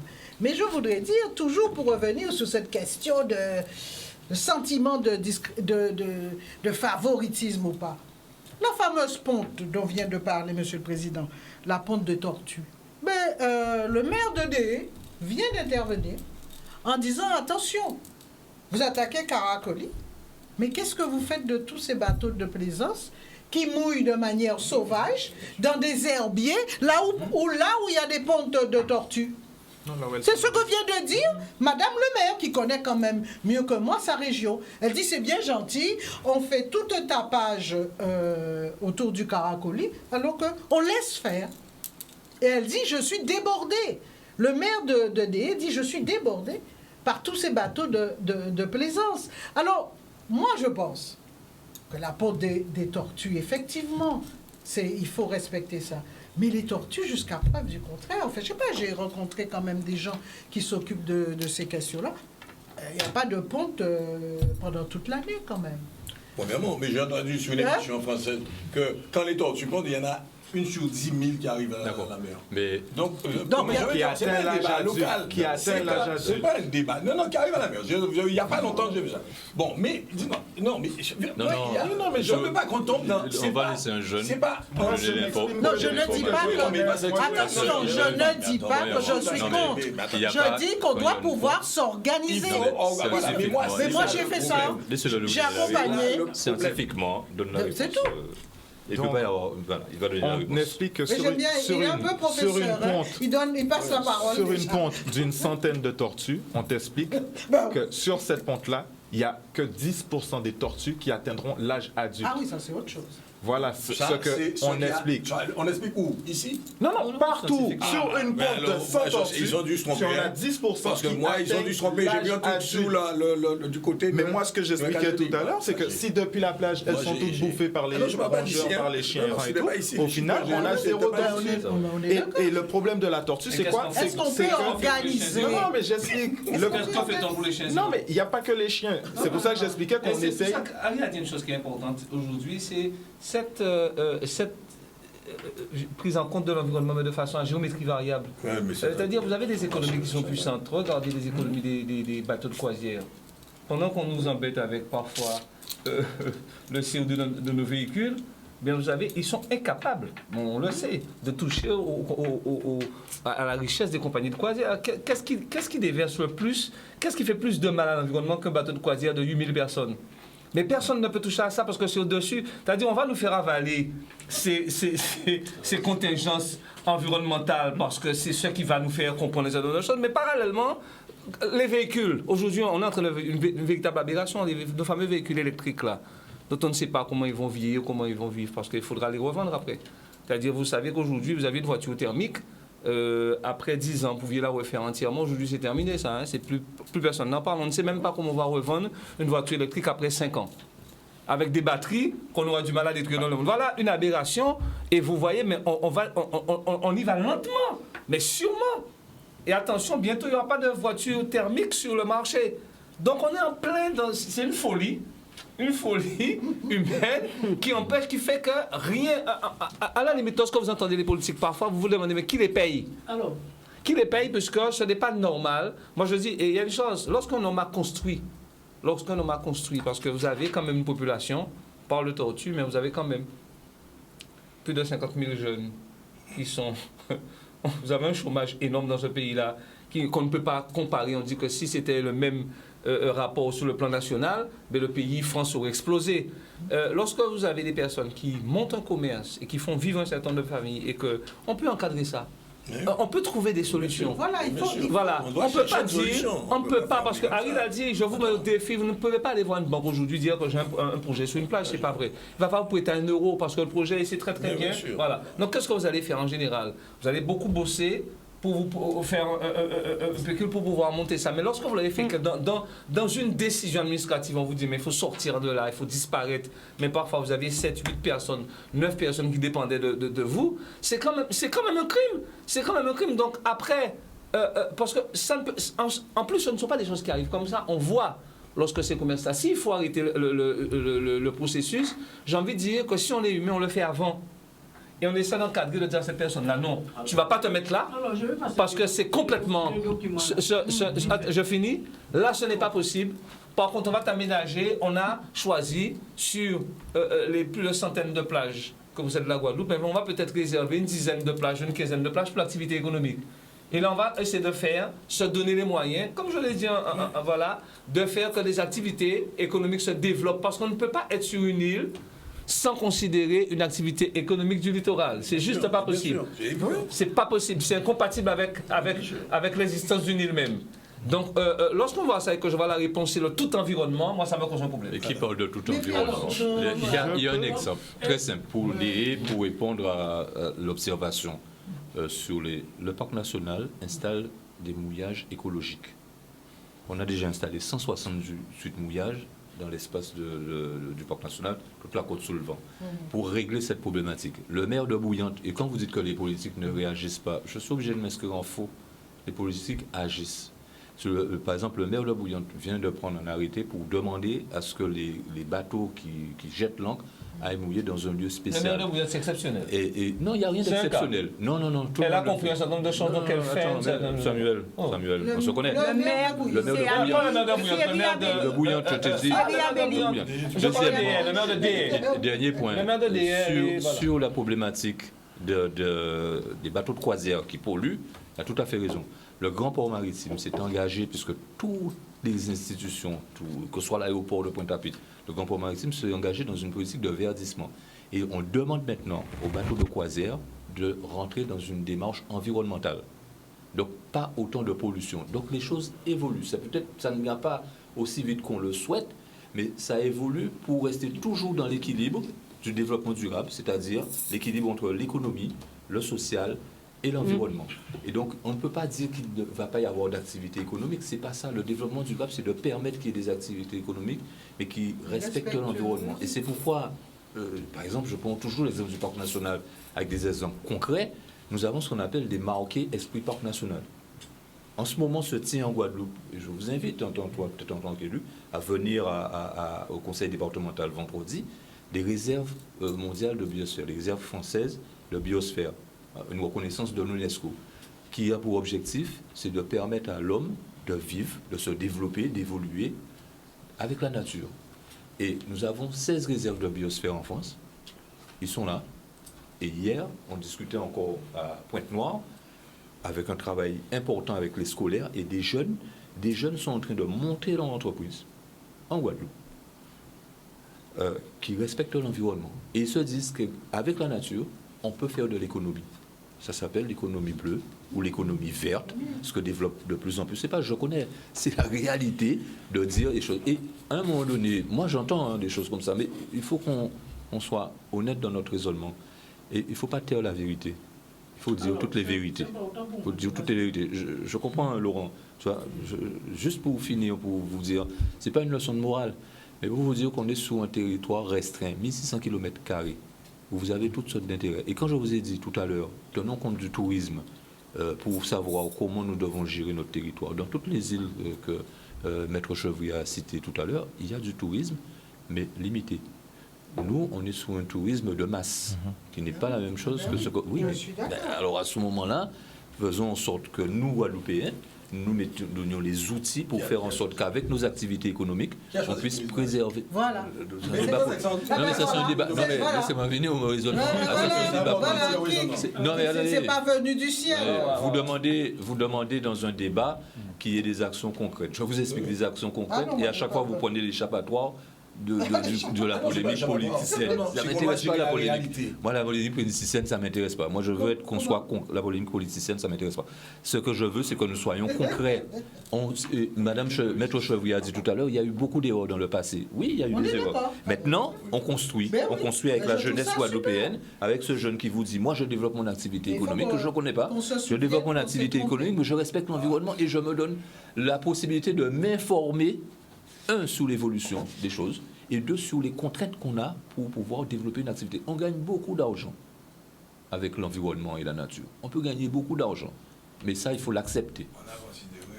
Voilà. Alors, il y a, d'ici quelques instants, Axel, il y a Laurent qui voulait s'exprimer. Alors, dans la même lignée de tout ça, Laurent, vous étiez sur une plage. Alors, on dit que, bon, on abîme les plages et que, bon, il faut faire attention. Et vous avez dit en préambule, j'ai valorisé cette plage de Viard. J'ai fait des choses et pourtant... C'est la commune de KGT. Ordure, si vous voulez, en cas c'est là que des déchets de ordure, c'est là que j'étais. Alors, ça c'est permis là, d'accord? C'est ça qui permis là. Alors, ça c'est convention là qui signe entre l'État et la commune depuis 1991. Et tout ça, on y a fait sur les 50 pas. D'accord? Page là. Là, c'est la commune qui a gestion, terrain là. D'accord? Là, ici, là, il bloquait moi si.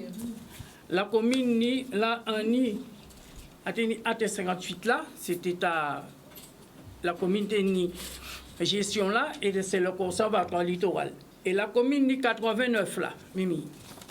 Et donc il fait conservatoire littoral barré mettez gauche. Mais nous case là toujours case en bois qui est implanté, c'est toujours là. D'accord? Là il barré moi toujours à Paris. Alors Mimi plan, vous savez plan yo appartement moi pas case en moi. Alors ici, là, voilà, c'était Boussillon, notre maire, qui était tous les détails, tout ça qui tenait, tout le monde qui passait. Alors ici, là, ok, Haïti moins vite.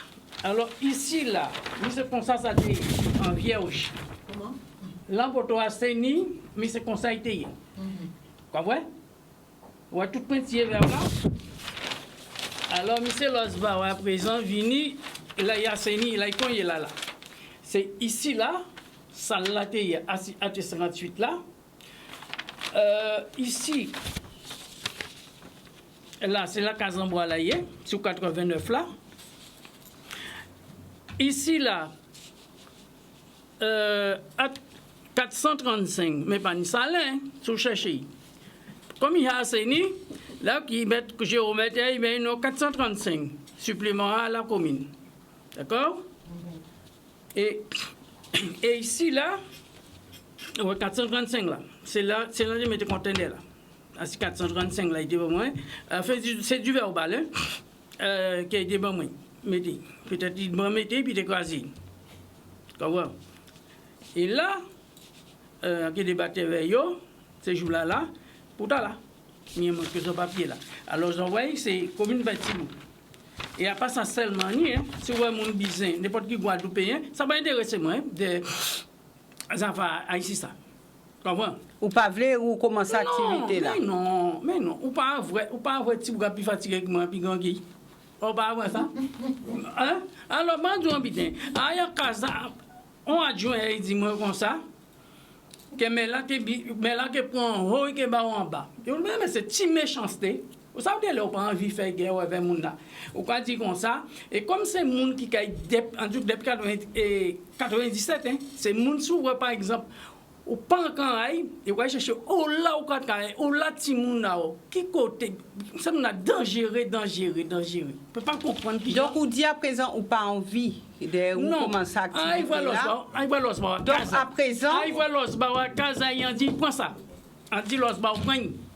Il dit, moi, non, Laurent, on n'a pas fait biter, on voulait entrer en projet.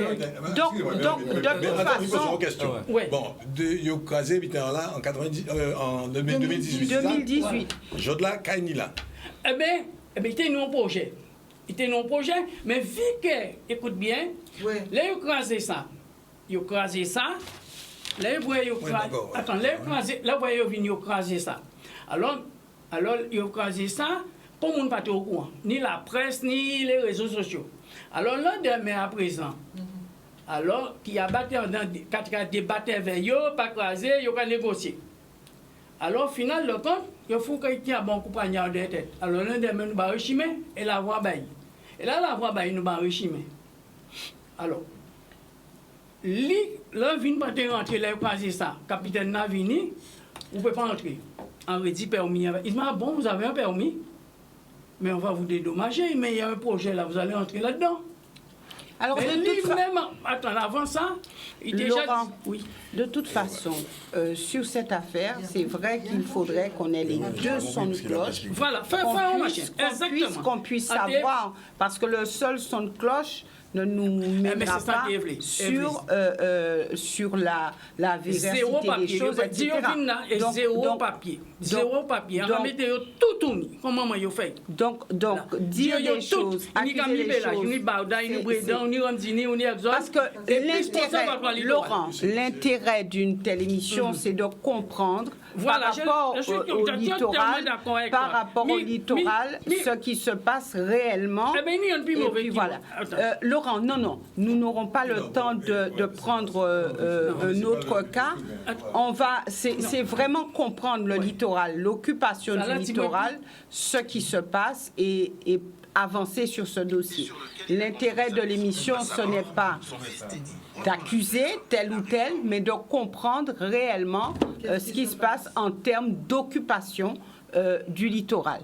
Nous marquons une pause et nous revenons avec vous pour la dernière partie de cette émission. De cette émission, une émission où il y aura quelques appels, bien sûr, et puis rapidement quelques appels de téléspectateurs.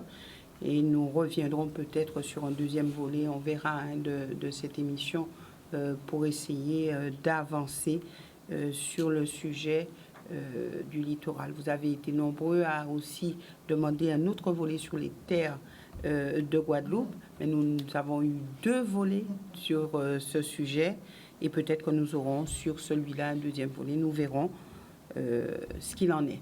Nous avons un appel de téléspectateurs, nous le récupérons et puis il y a Axel qui voulait rajouter quelques mots. Donc juste après cet appel, Axel, vous aurez la possibilité de le faire. Bonsoir, nous vous écoutons. Oui, bonsoir, mon voici. Bonsoir tout le monde, il y a les plateaux là. Par contre, on devait adresser à Michel Lizzy. Bon, mais ça va intéresser, bon, à part, ça va de secteur, ouais, ça va de machin.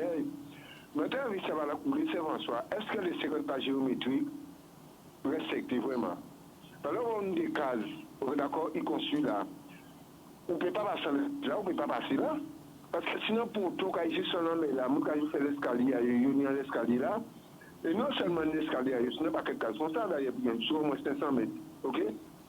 Donc, sinon, si vous avez passé, il va tomber. Même si on fait cas là, il va tomber en homme là aussi. Et c'est en plein homme là, madame.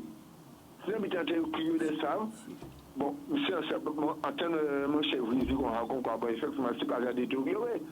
Mais moi, quand même, c'est quand la coulisses là, c'est quand j'ai côté la coulisse là, quand il y a fait ça, il passe pour ton nom, il n'y a pas quel ponton, pourquoi passer jusqu'à exactement un homme là. Et pas vous suffire de respecter. Or, là, on va attendre, mais là, quand on a de la police, et M. Pancral, quand il de la police, il passe à faire ça, qui est de l'opposition, ils savent ça très bien. Ils savent ça très bien. Qu'est-ce que pour ton capacité de machines, il n'est pas respecté. Des fois, on a baigné là, il faut passer qui est à mon carrément pour baigner, pour essayer de baigner là.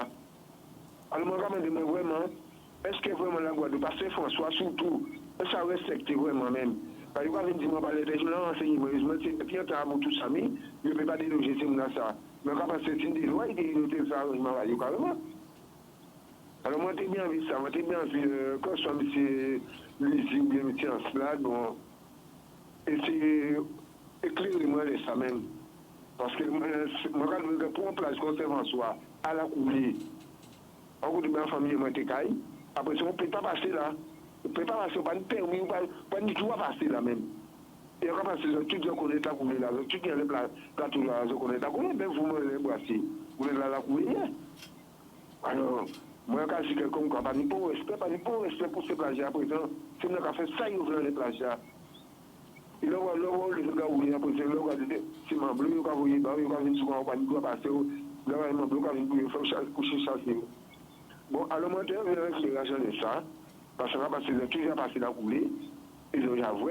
Alors moi, très bien, j'ai l'éclairage de ça. Bon, alors, tout le bonsoir, et merci de cette émission, ça m'a embrassé. C'est une émission pour éclairer la voie, tout ça. Allez, tiens, mais pas mauvais, c'est mauvais. Bye. Merci beaucoup, monsieur. Merci. Alors, qui veut réagir, répondre? Alors, d'abord, ça peut dire, par Etienne Prénom à téléspectateurs là, ça veut dire que d'abord, si communément, pas fonctionner comme ça. Premièrement, d'accord, nous pas ni construction villa capon si littoral pour empêcher les gens de circuler sur plage. C'est une déconstruction qui est faite, donc c'est à là à appliquer le code de l'urbanisme. Nous discutions tout à l'heure, là, un petit peu à part hors écran, du fait que le trait de côte là a évolué.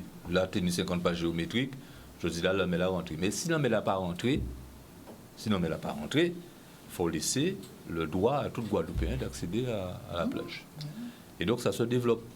Ça se développe partout. Et beaucoup sous Saint-François. J'ai beaucoup d'amis qui se sont déjà accrochés avec des propriétaires. Mais là, il faut qu'on soit raisonnable.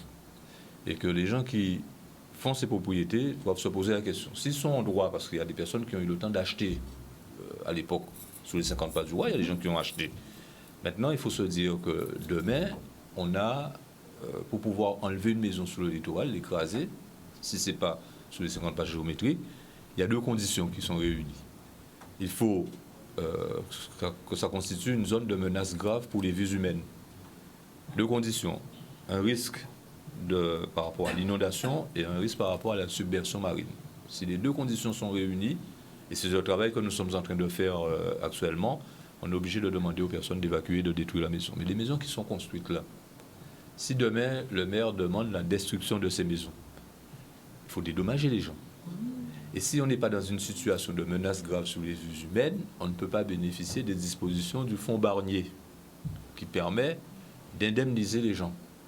Donc, si la mairie de Saint-François doit faire démolir toutes ces villas qui sont sur la plage, ben, il va falloir que l'État mette les moyens financiers. Et c'est pourquoi il faut qu'on fasse appel à la raison pour que les gens qui habitent dans ce secteur-là acceptent de cohabiter avec les Guadeloupéens, les Saint-Franciscains qui ont toujours fréquenté les lieux. Parce qu'il y a une chose qui est importante lorsqu'on est en gestion d'une municipalité, c'est qu'on doit demander le vivre ensemble. Le vivre ensemble, ce n'est pas de créer des communautés et d'exclure les locaux. Le vivre ensemble, c'est que tout le monde doit vivre ensemble sur le territoire guadeloupéen.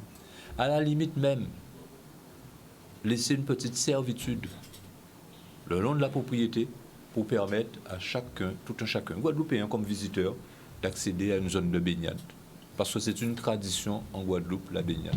Et moi, en tant que maire, je veillerai à ça. Et je ne donne pas d'autorisation de construire sur le littoral pour empêcher à quelques Guayaviens que ce soit, quelques Guadeloupéens que ce soit, ou quelques visiteurs que ce soit, d'accéder à un bain de mer. On l'a vécu pendant le Covid, on ne pouvait pas aller se baigner, ça a été suffisamment difficile comme ça, mais aujourd'hui, il faut que tout un chacun apprenne qu'il y a des traditions qu'il faut respecter, et la loi, quand on la vote, tient compte aussi des traditions.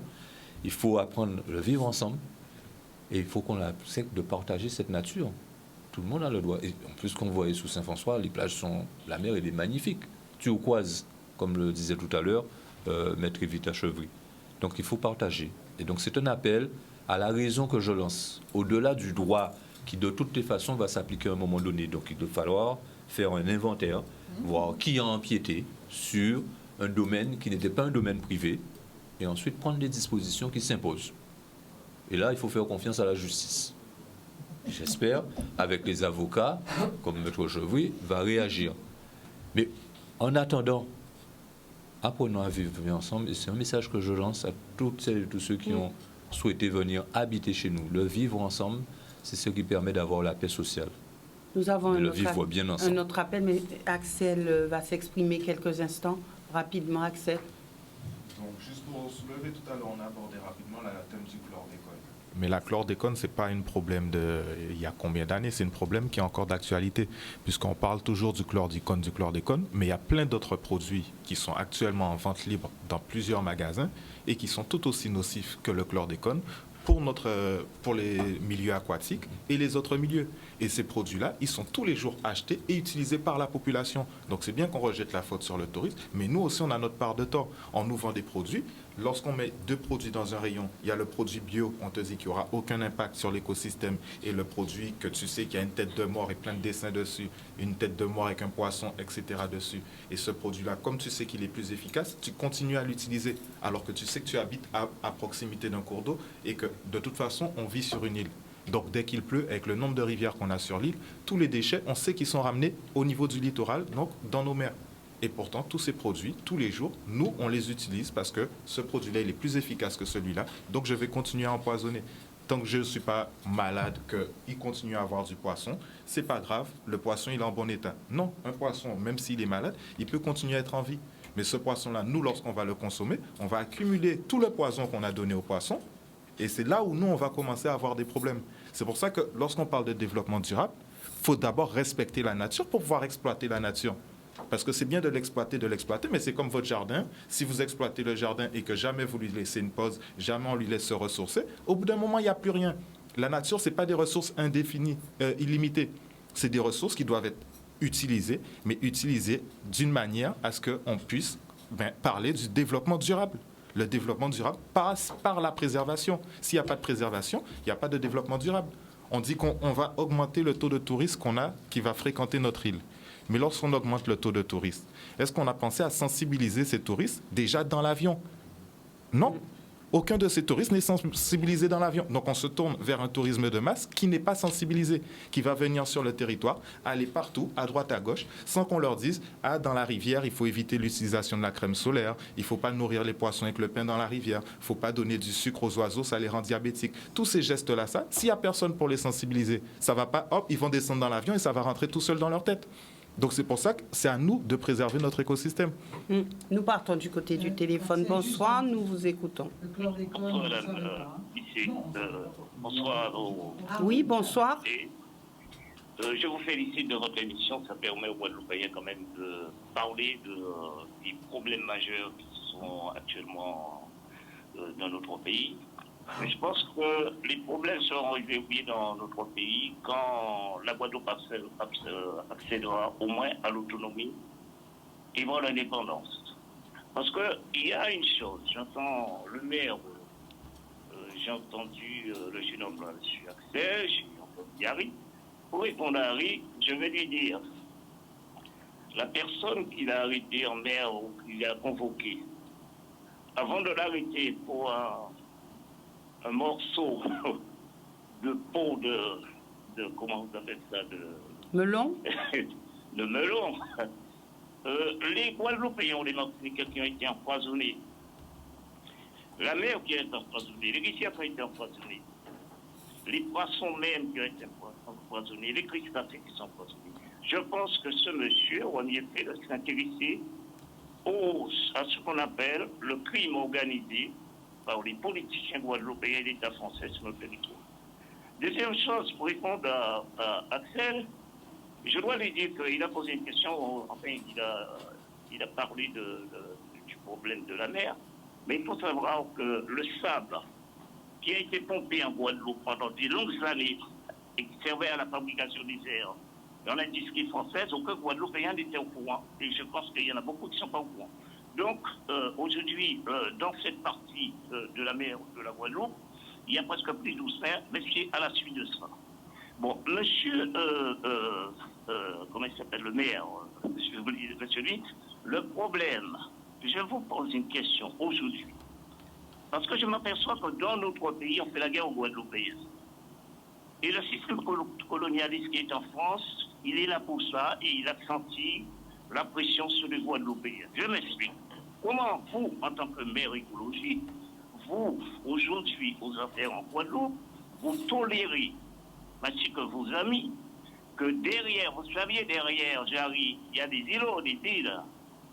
Comment vous pouvez m'expliquer que des étrangers se sont installés, ils font caca, ils font pipi, ils déversent toute leur saleté dans la mer, et vous me parlez d'écologie, d'accord?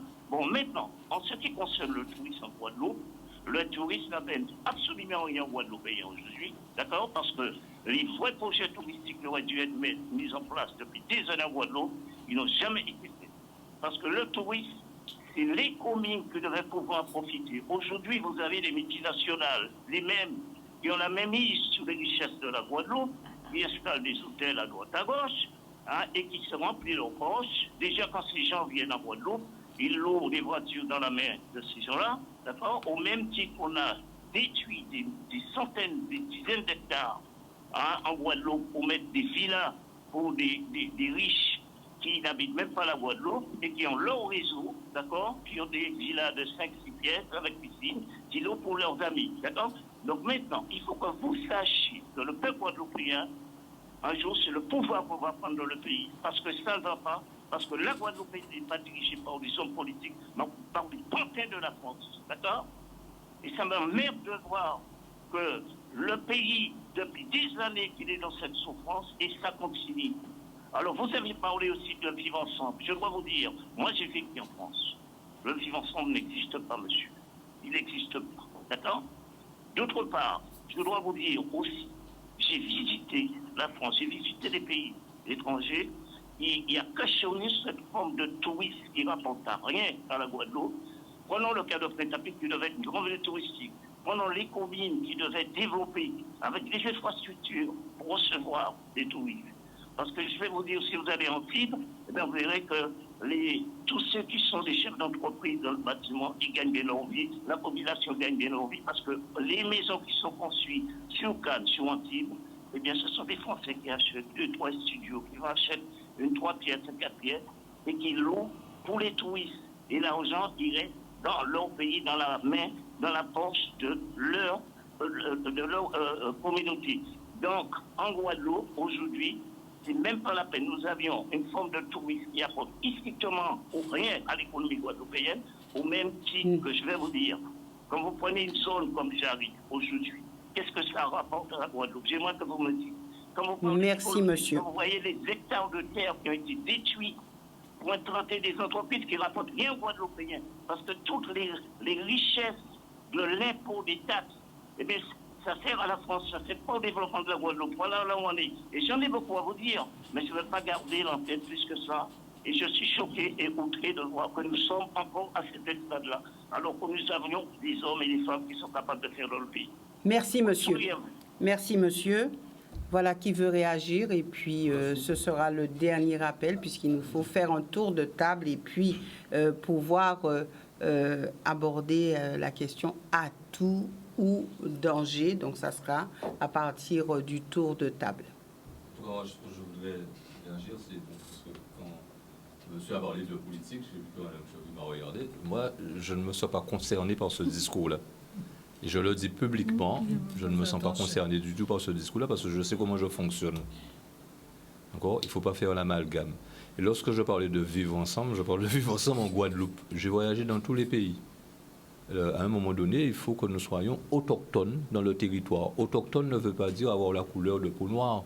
Autochtone veut dire tous ceux qui vivent là ensemble. Deuxième élément, sur la partie de Jarry, il y a beaucoup de pollution, il y a eu beaucoup de choses de non-respect de l'environnement. Il y a un travail important qui est en train de se faire. Jarry, demandez à Cap Excellence combien Jarry lui rapporte en termes de recettes fiscales. Demandez aux entrepreneurs guadeloupéens qui sont installés, qui ont des entrepôts, qui ont construit. Il y a une mixité. Il n'y a pas que des Guadeloupéens, mais il y a des Guadeloupéens qui investissent, je prendrai l'exemple autour de cette table, et qui ont bien investi sur Jarry. D'accord ?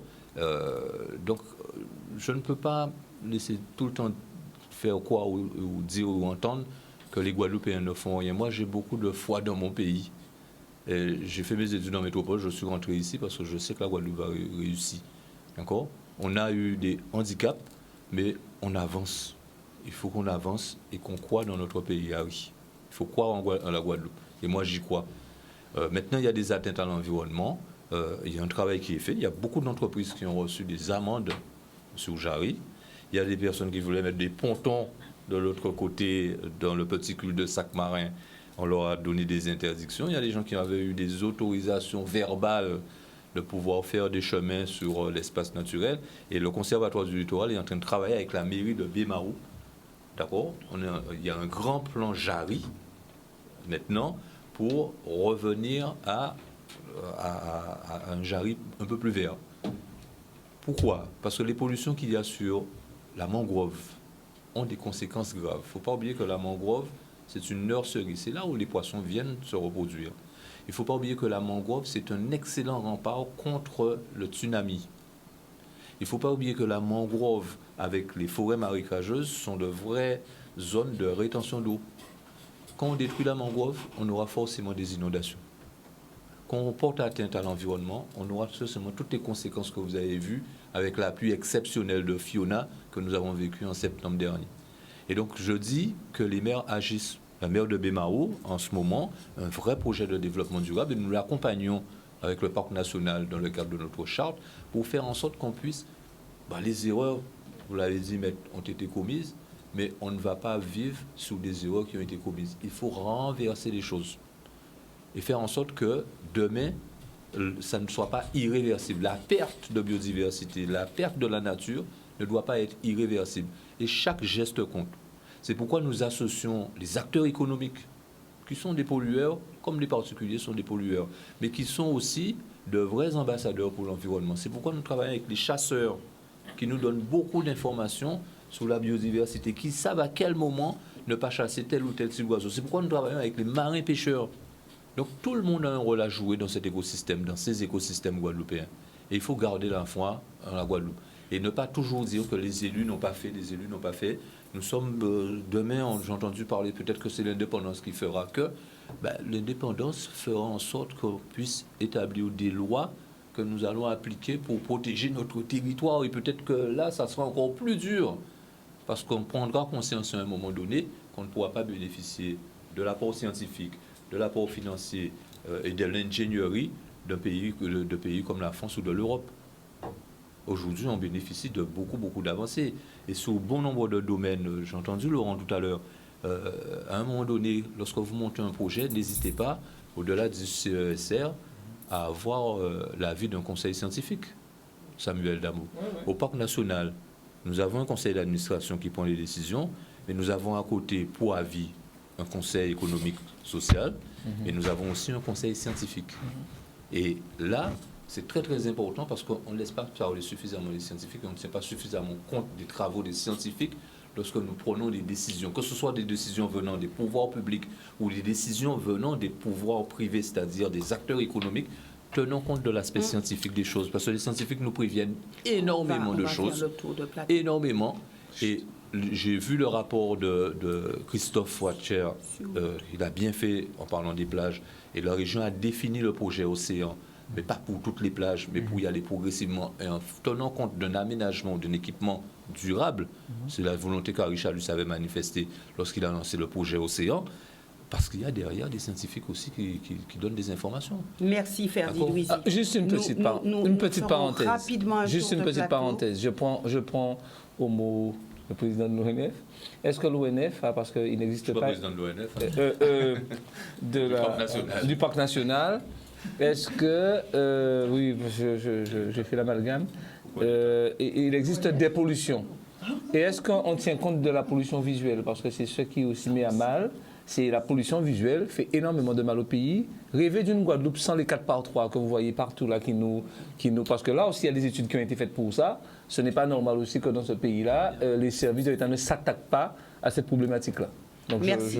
Merci. Je ne sais pas si... Ferdi Louisi, c'est vrai qu'il n'y a pas suffisamment de temps, mais nous sommes quasiment arrivés au terme de cette émission. Donc je vous demanderai d'être très court. Oui, mais on a bien dit que les recettes ne peuvent pas être... Samuel, c'est vrai qu'il y a un débat dans plusieurs débats dans le débat. Nous pourrons y revenir. Alors, activité économique sur le littoral, atout ou danger. Donc, vous avez 2 secondes pour répondre. Et je débute avec Laurent. Laurent, Alors, activité du littoral, atout ou danger? il y a danger et en même temps, si c'est pour aménager le littoral, c'est bien aussi. Donc, pour vous, il y a les 2 aspects, atout, mais aussi danger. Voilà, c'est-à-dire qu'il faut aménager. Il faut protéger le littoral, mais il faut l'aménager. Mais il ne faut pas détruire non plus.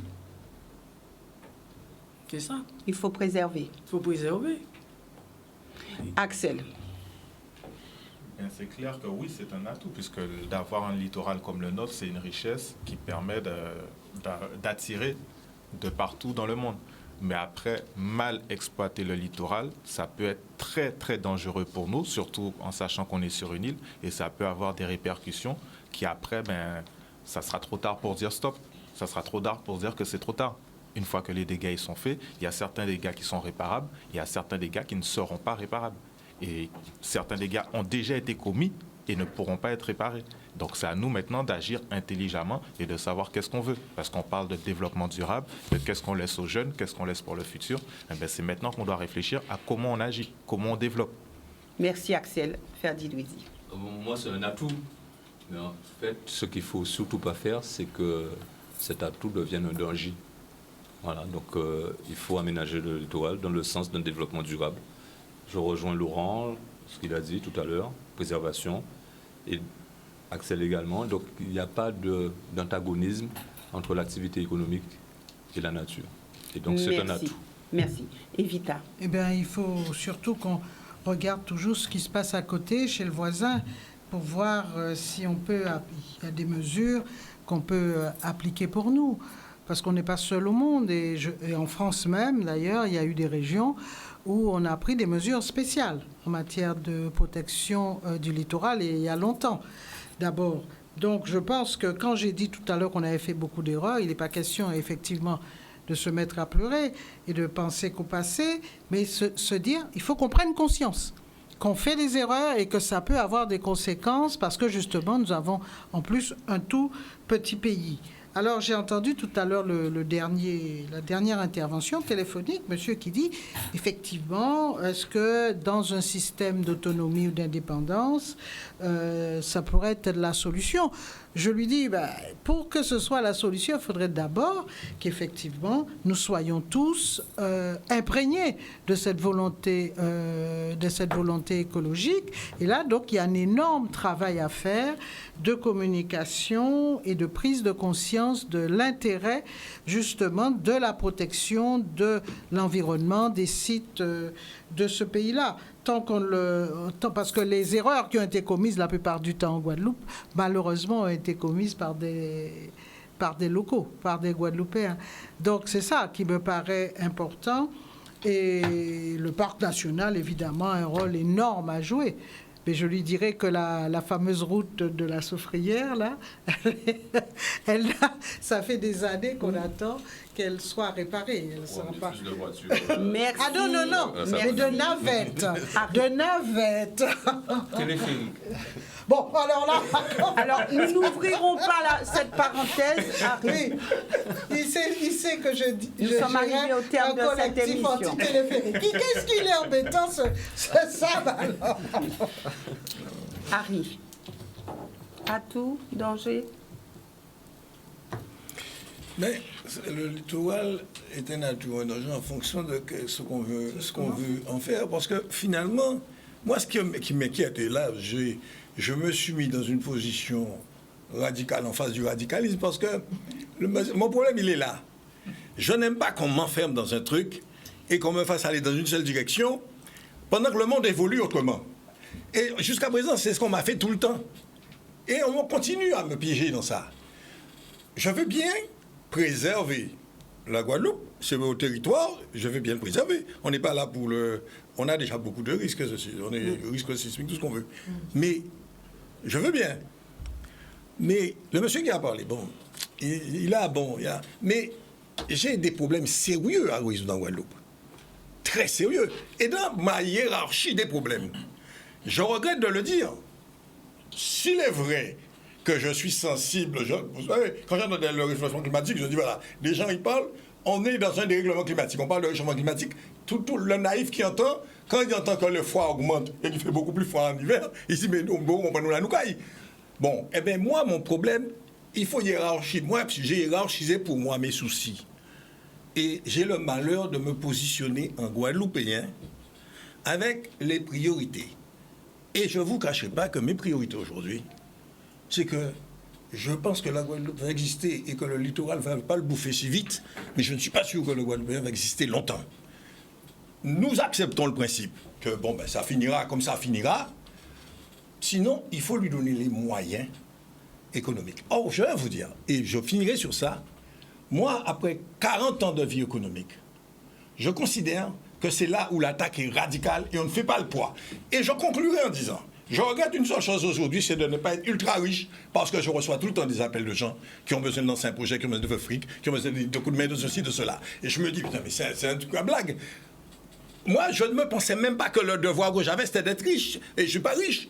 Je pensais que je fais des choses pour gagner ma vie, pour vivre pour ma famille. Mais par contre, je disais, j'aide à ce que les autres fassent des choses aussi.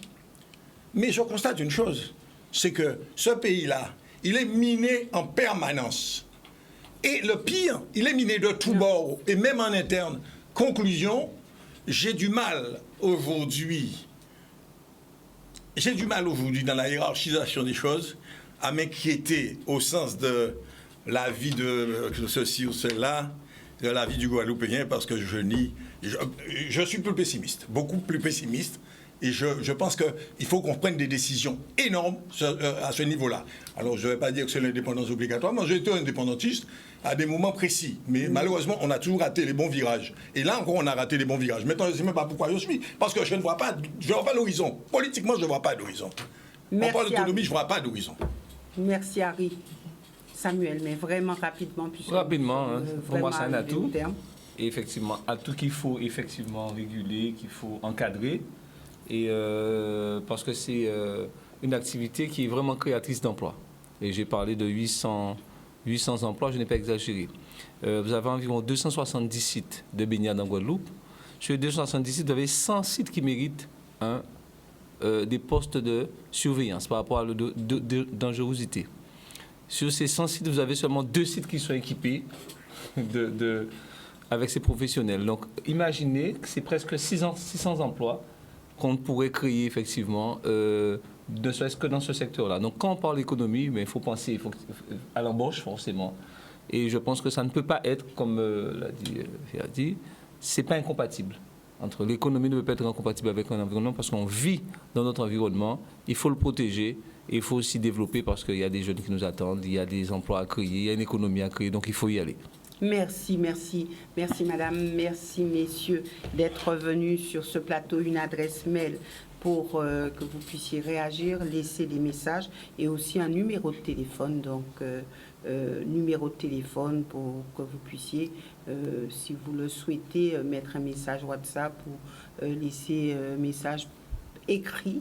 Donc, pas d'appel, mais juste pour des messages écrits. Et puis l'adresse mail, que les choses soient dites, @gmail.com, que les choses soient dites, @gmail.com, et le numéro de téléphone 06 90 21 23 00, 21 23 00. Merci de suivre régulièrement cette émission.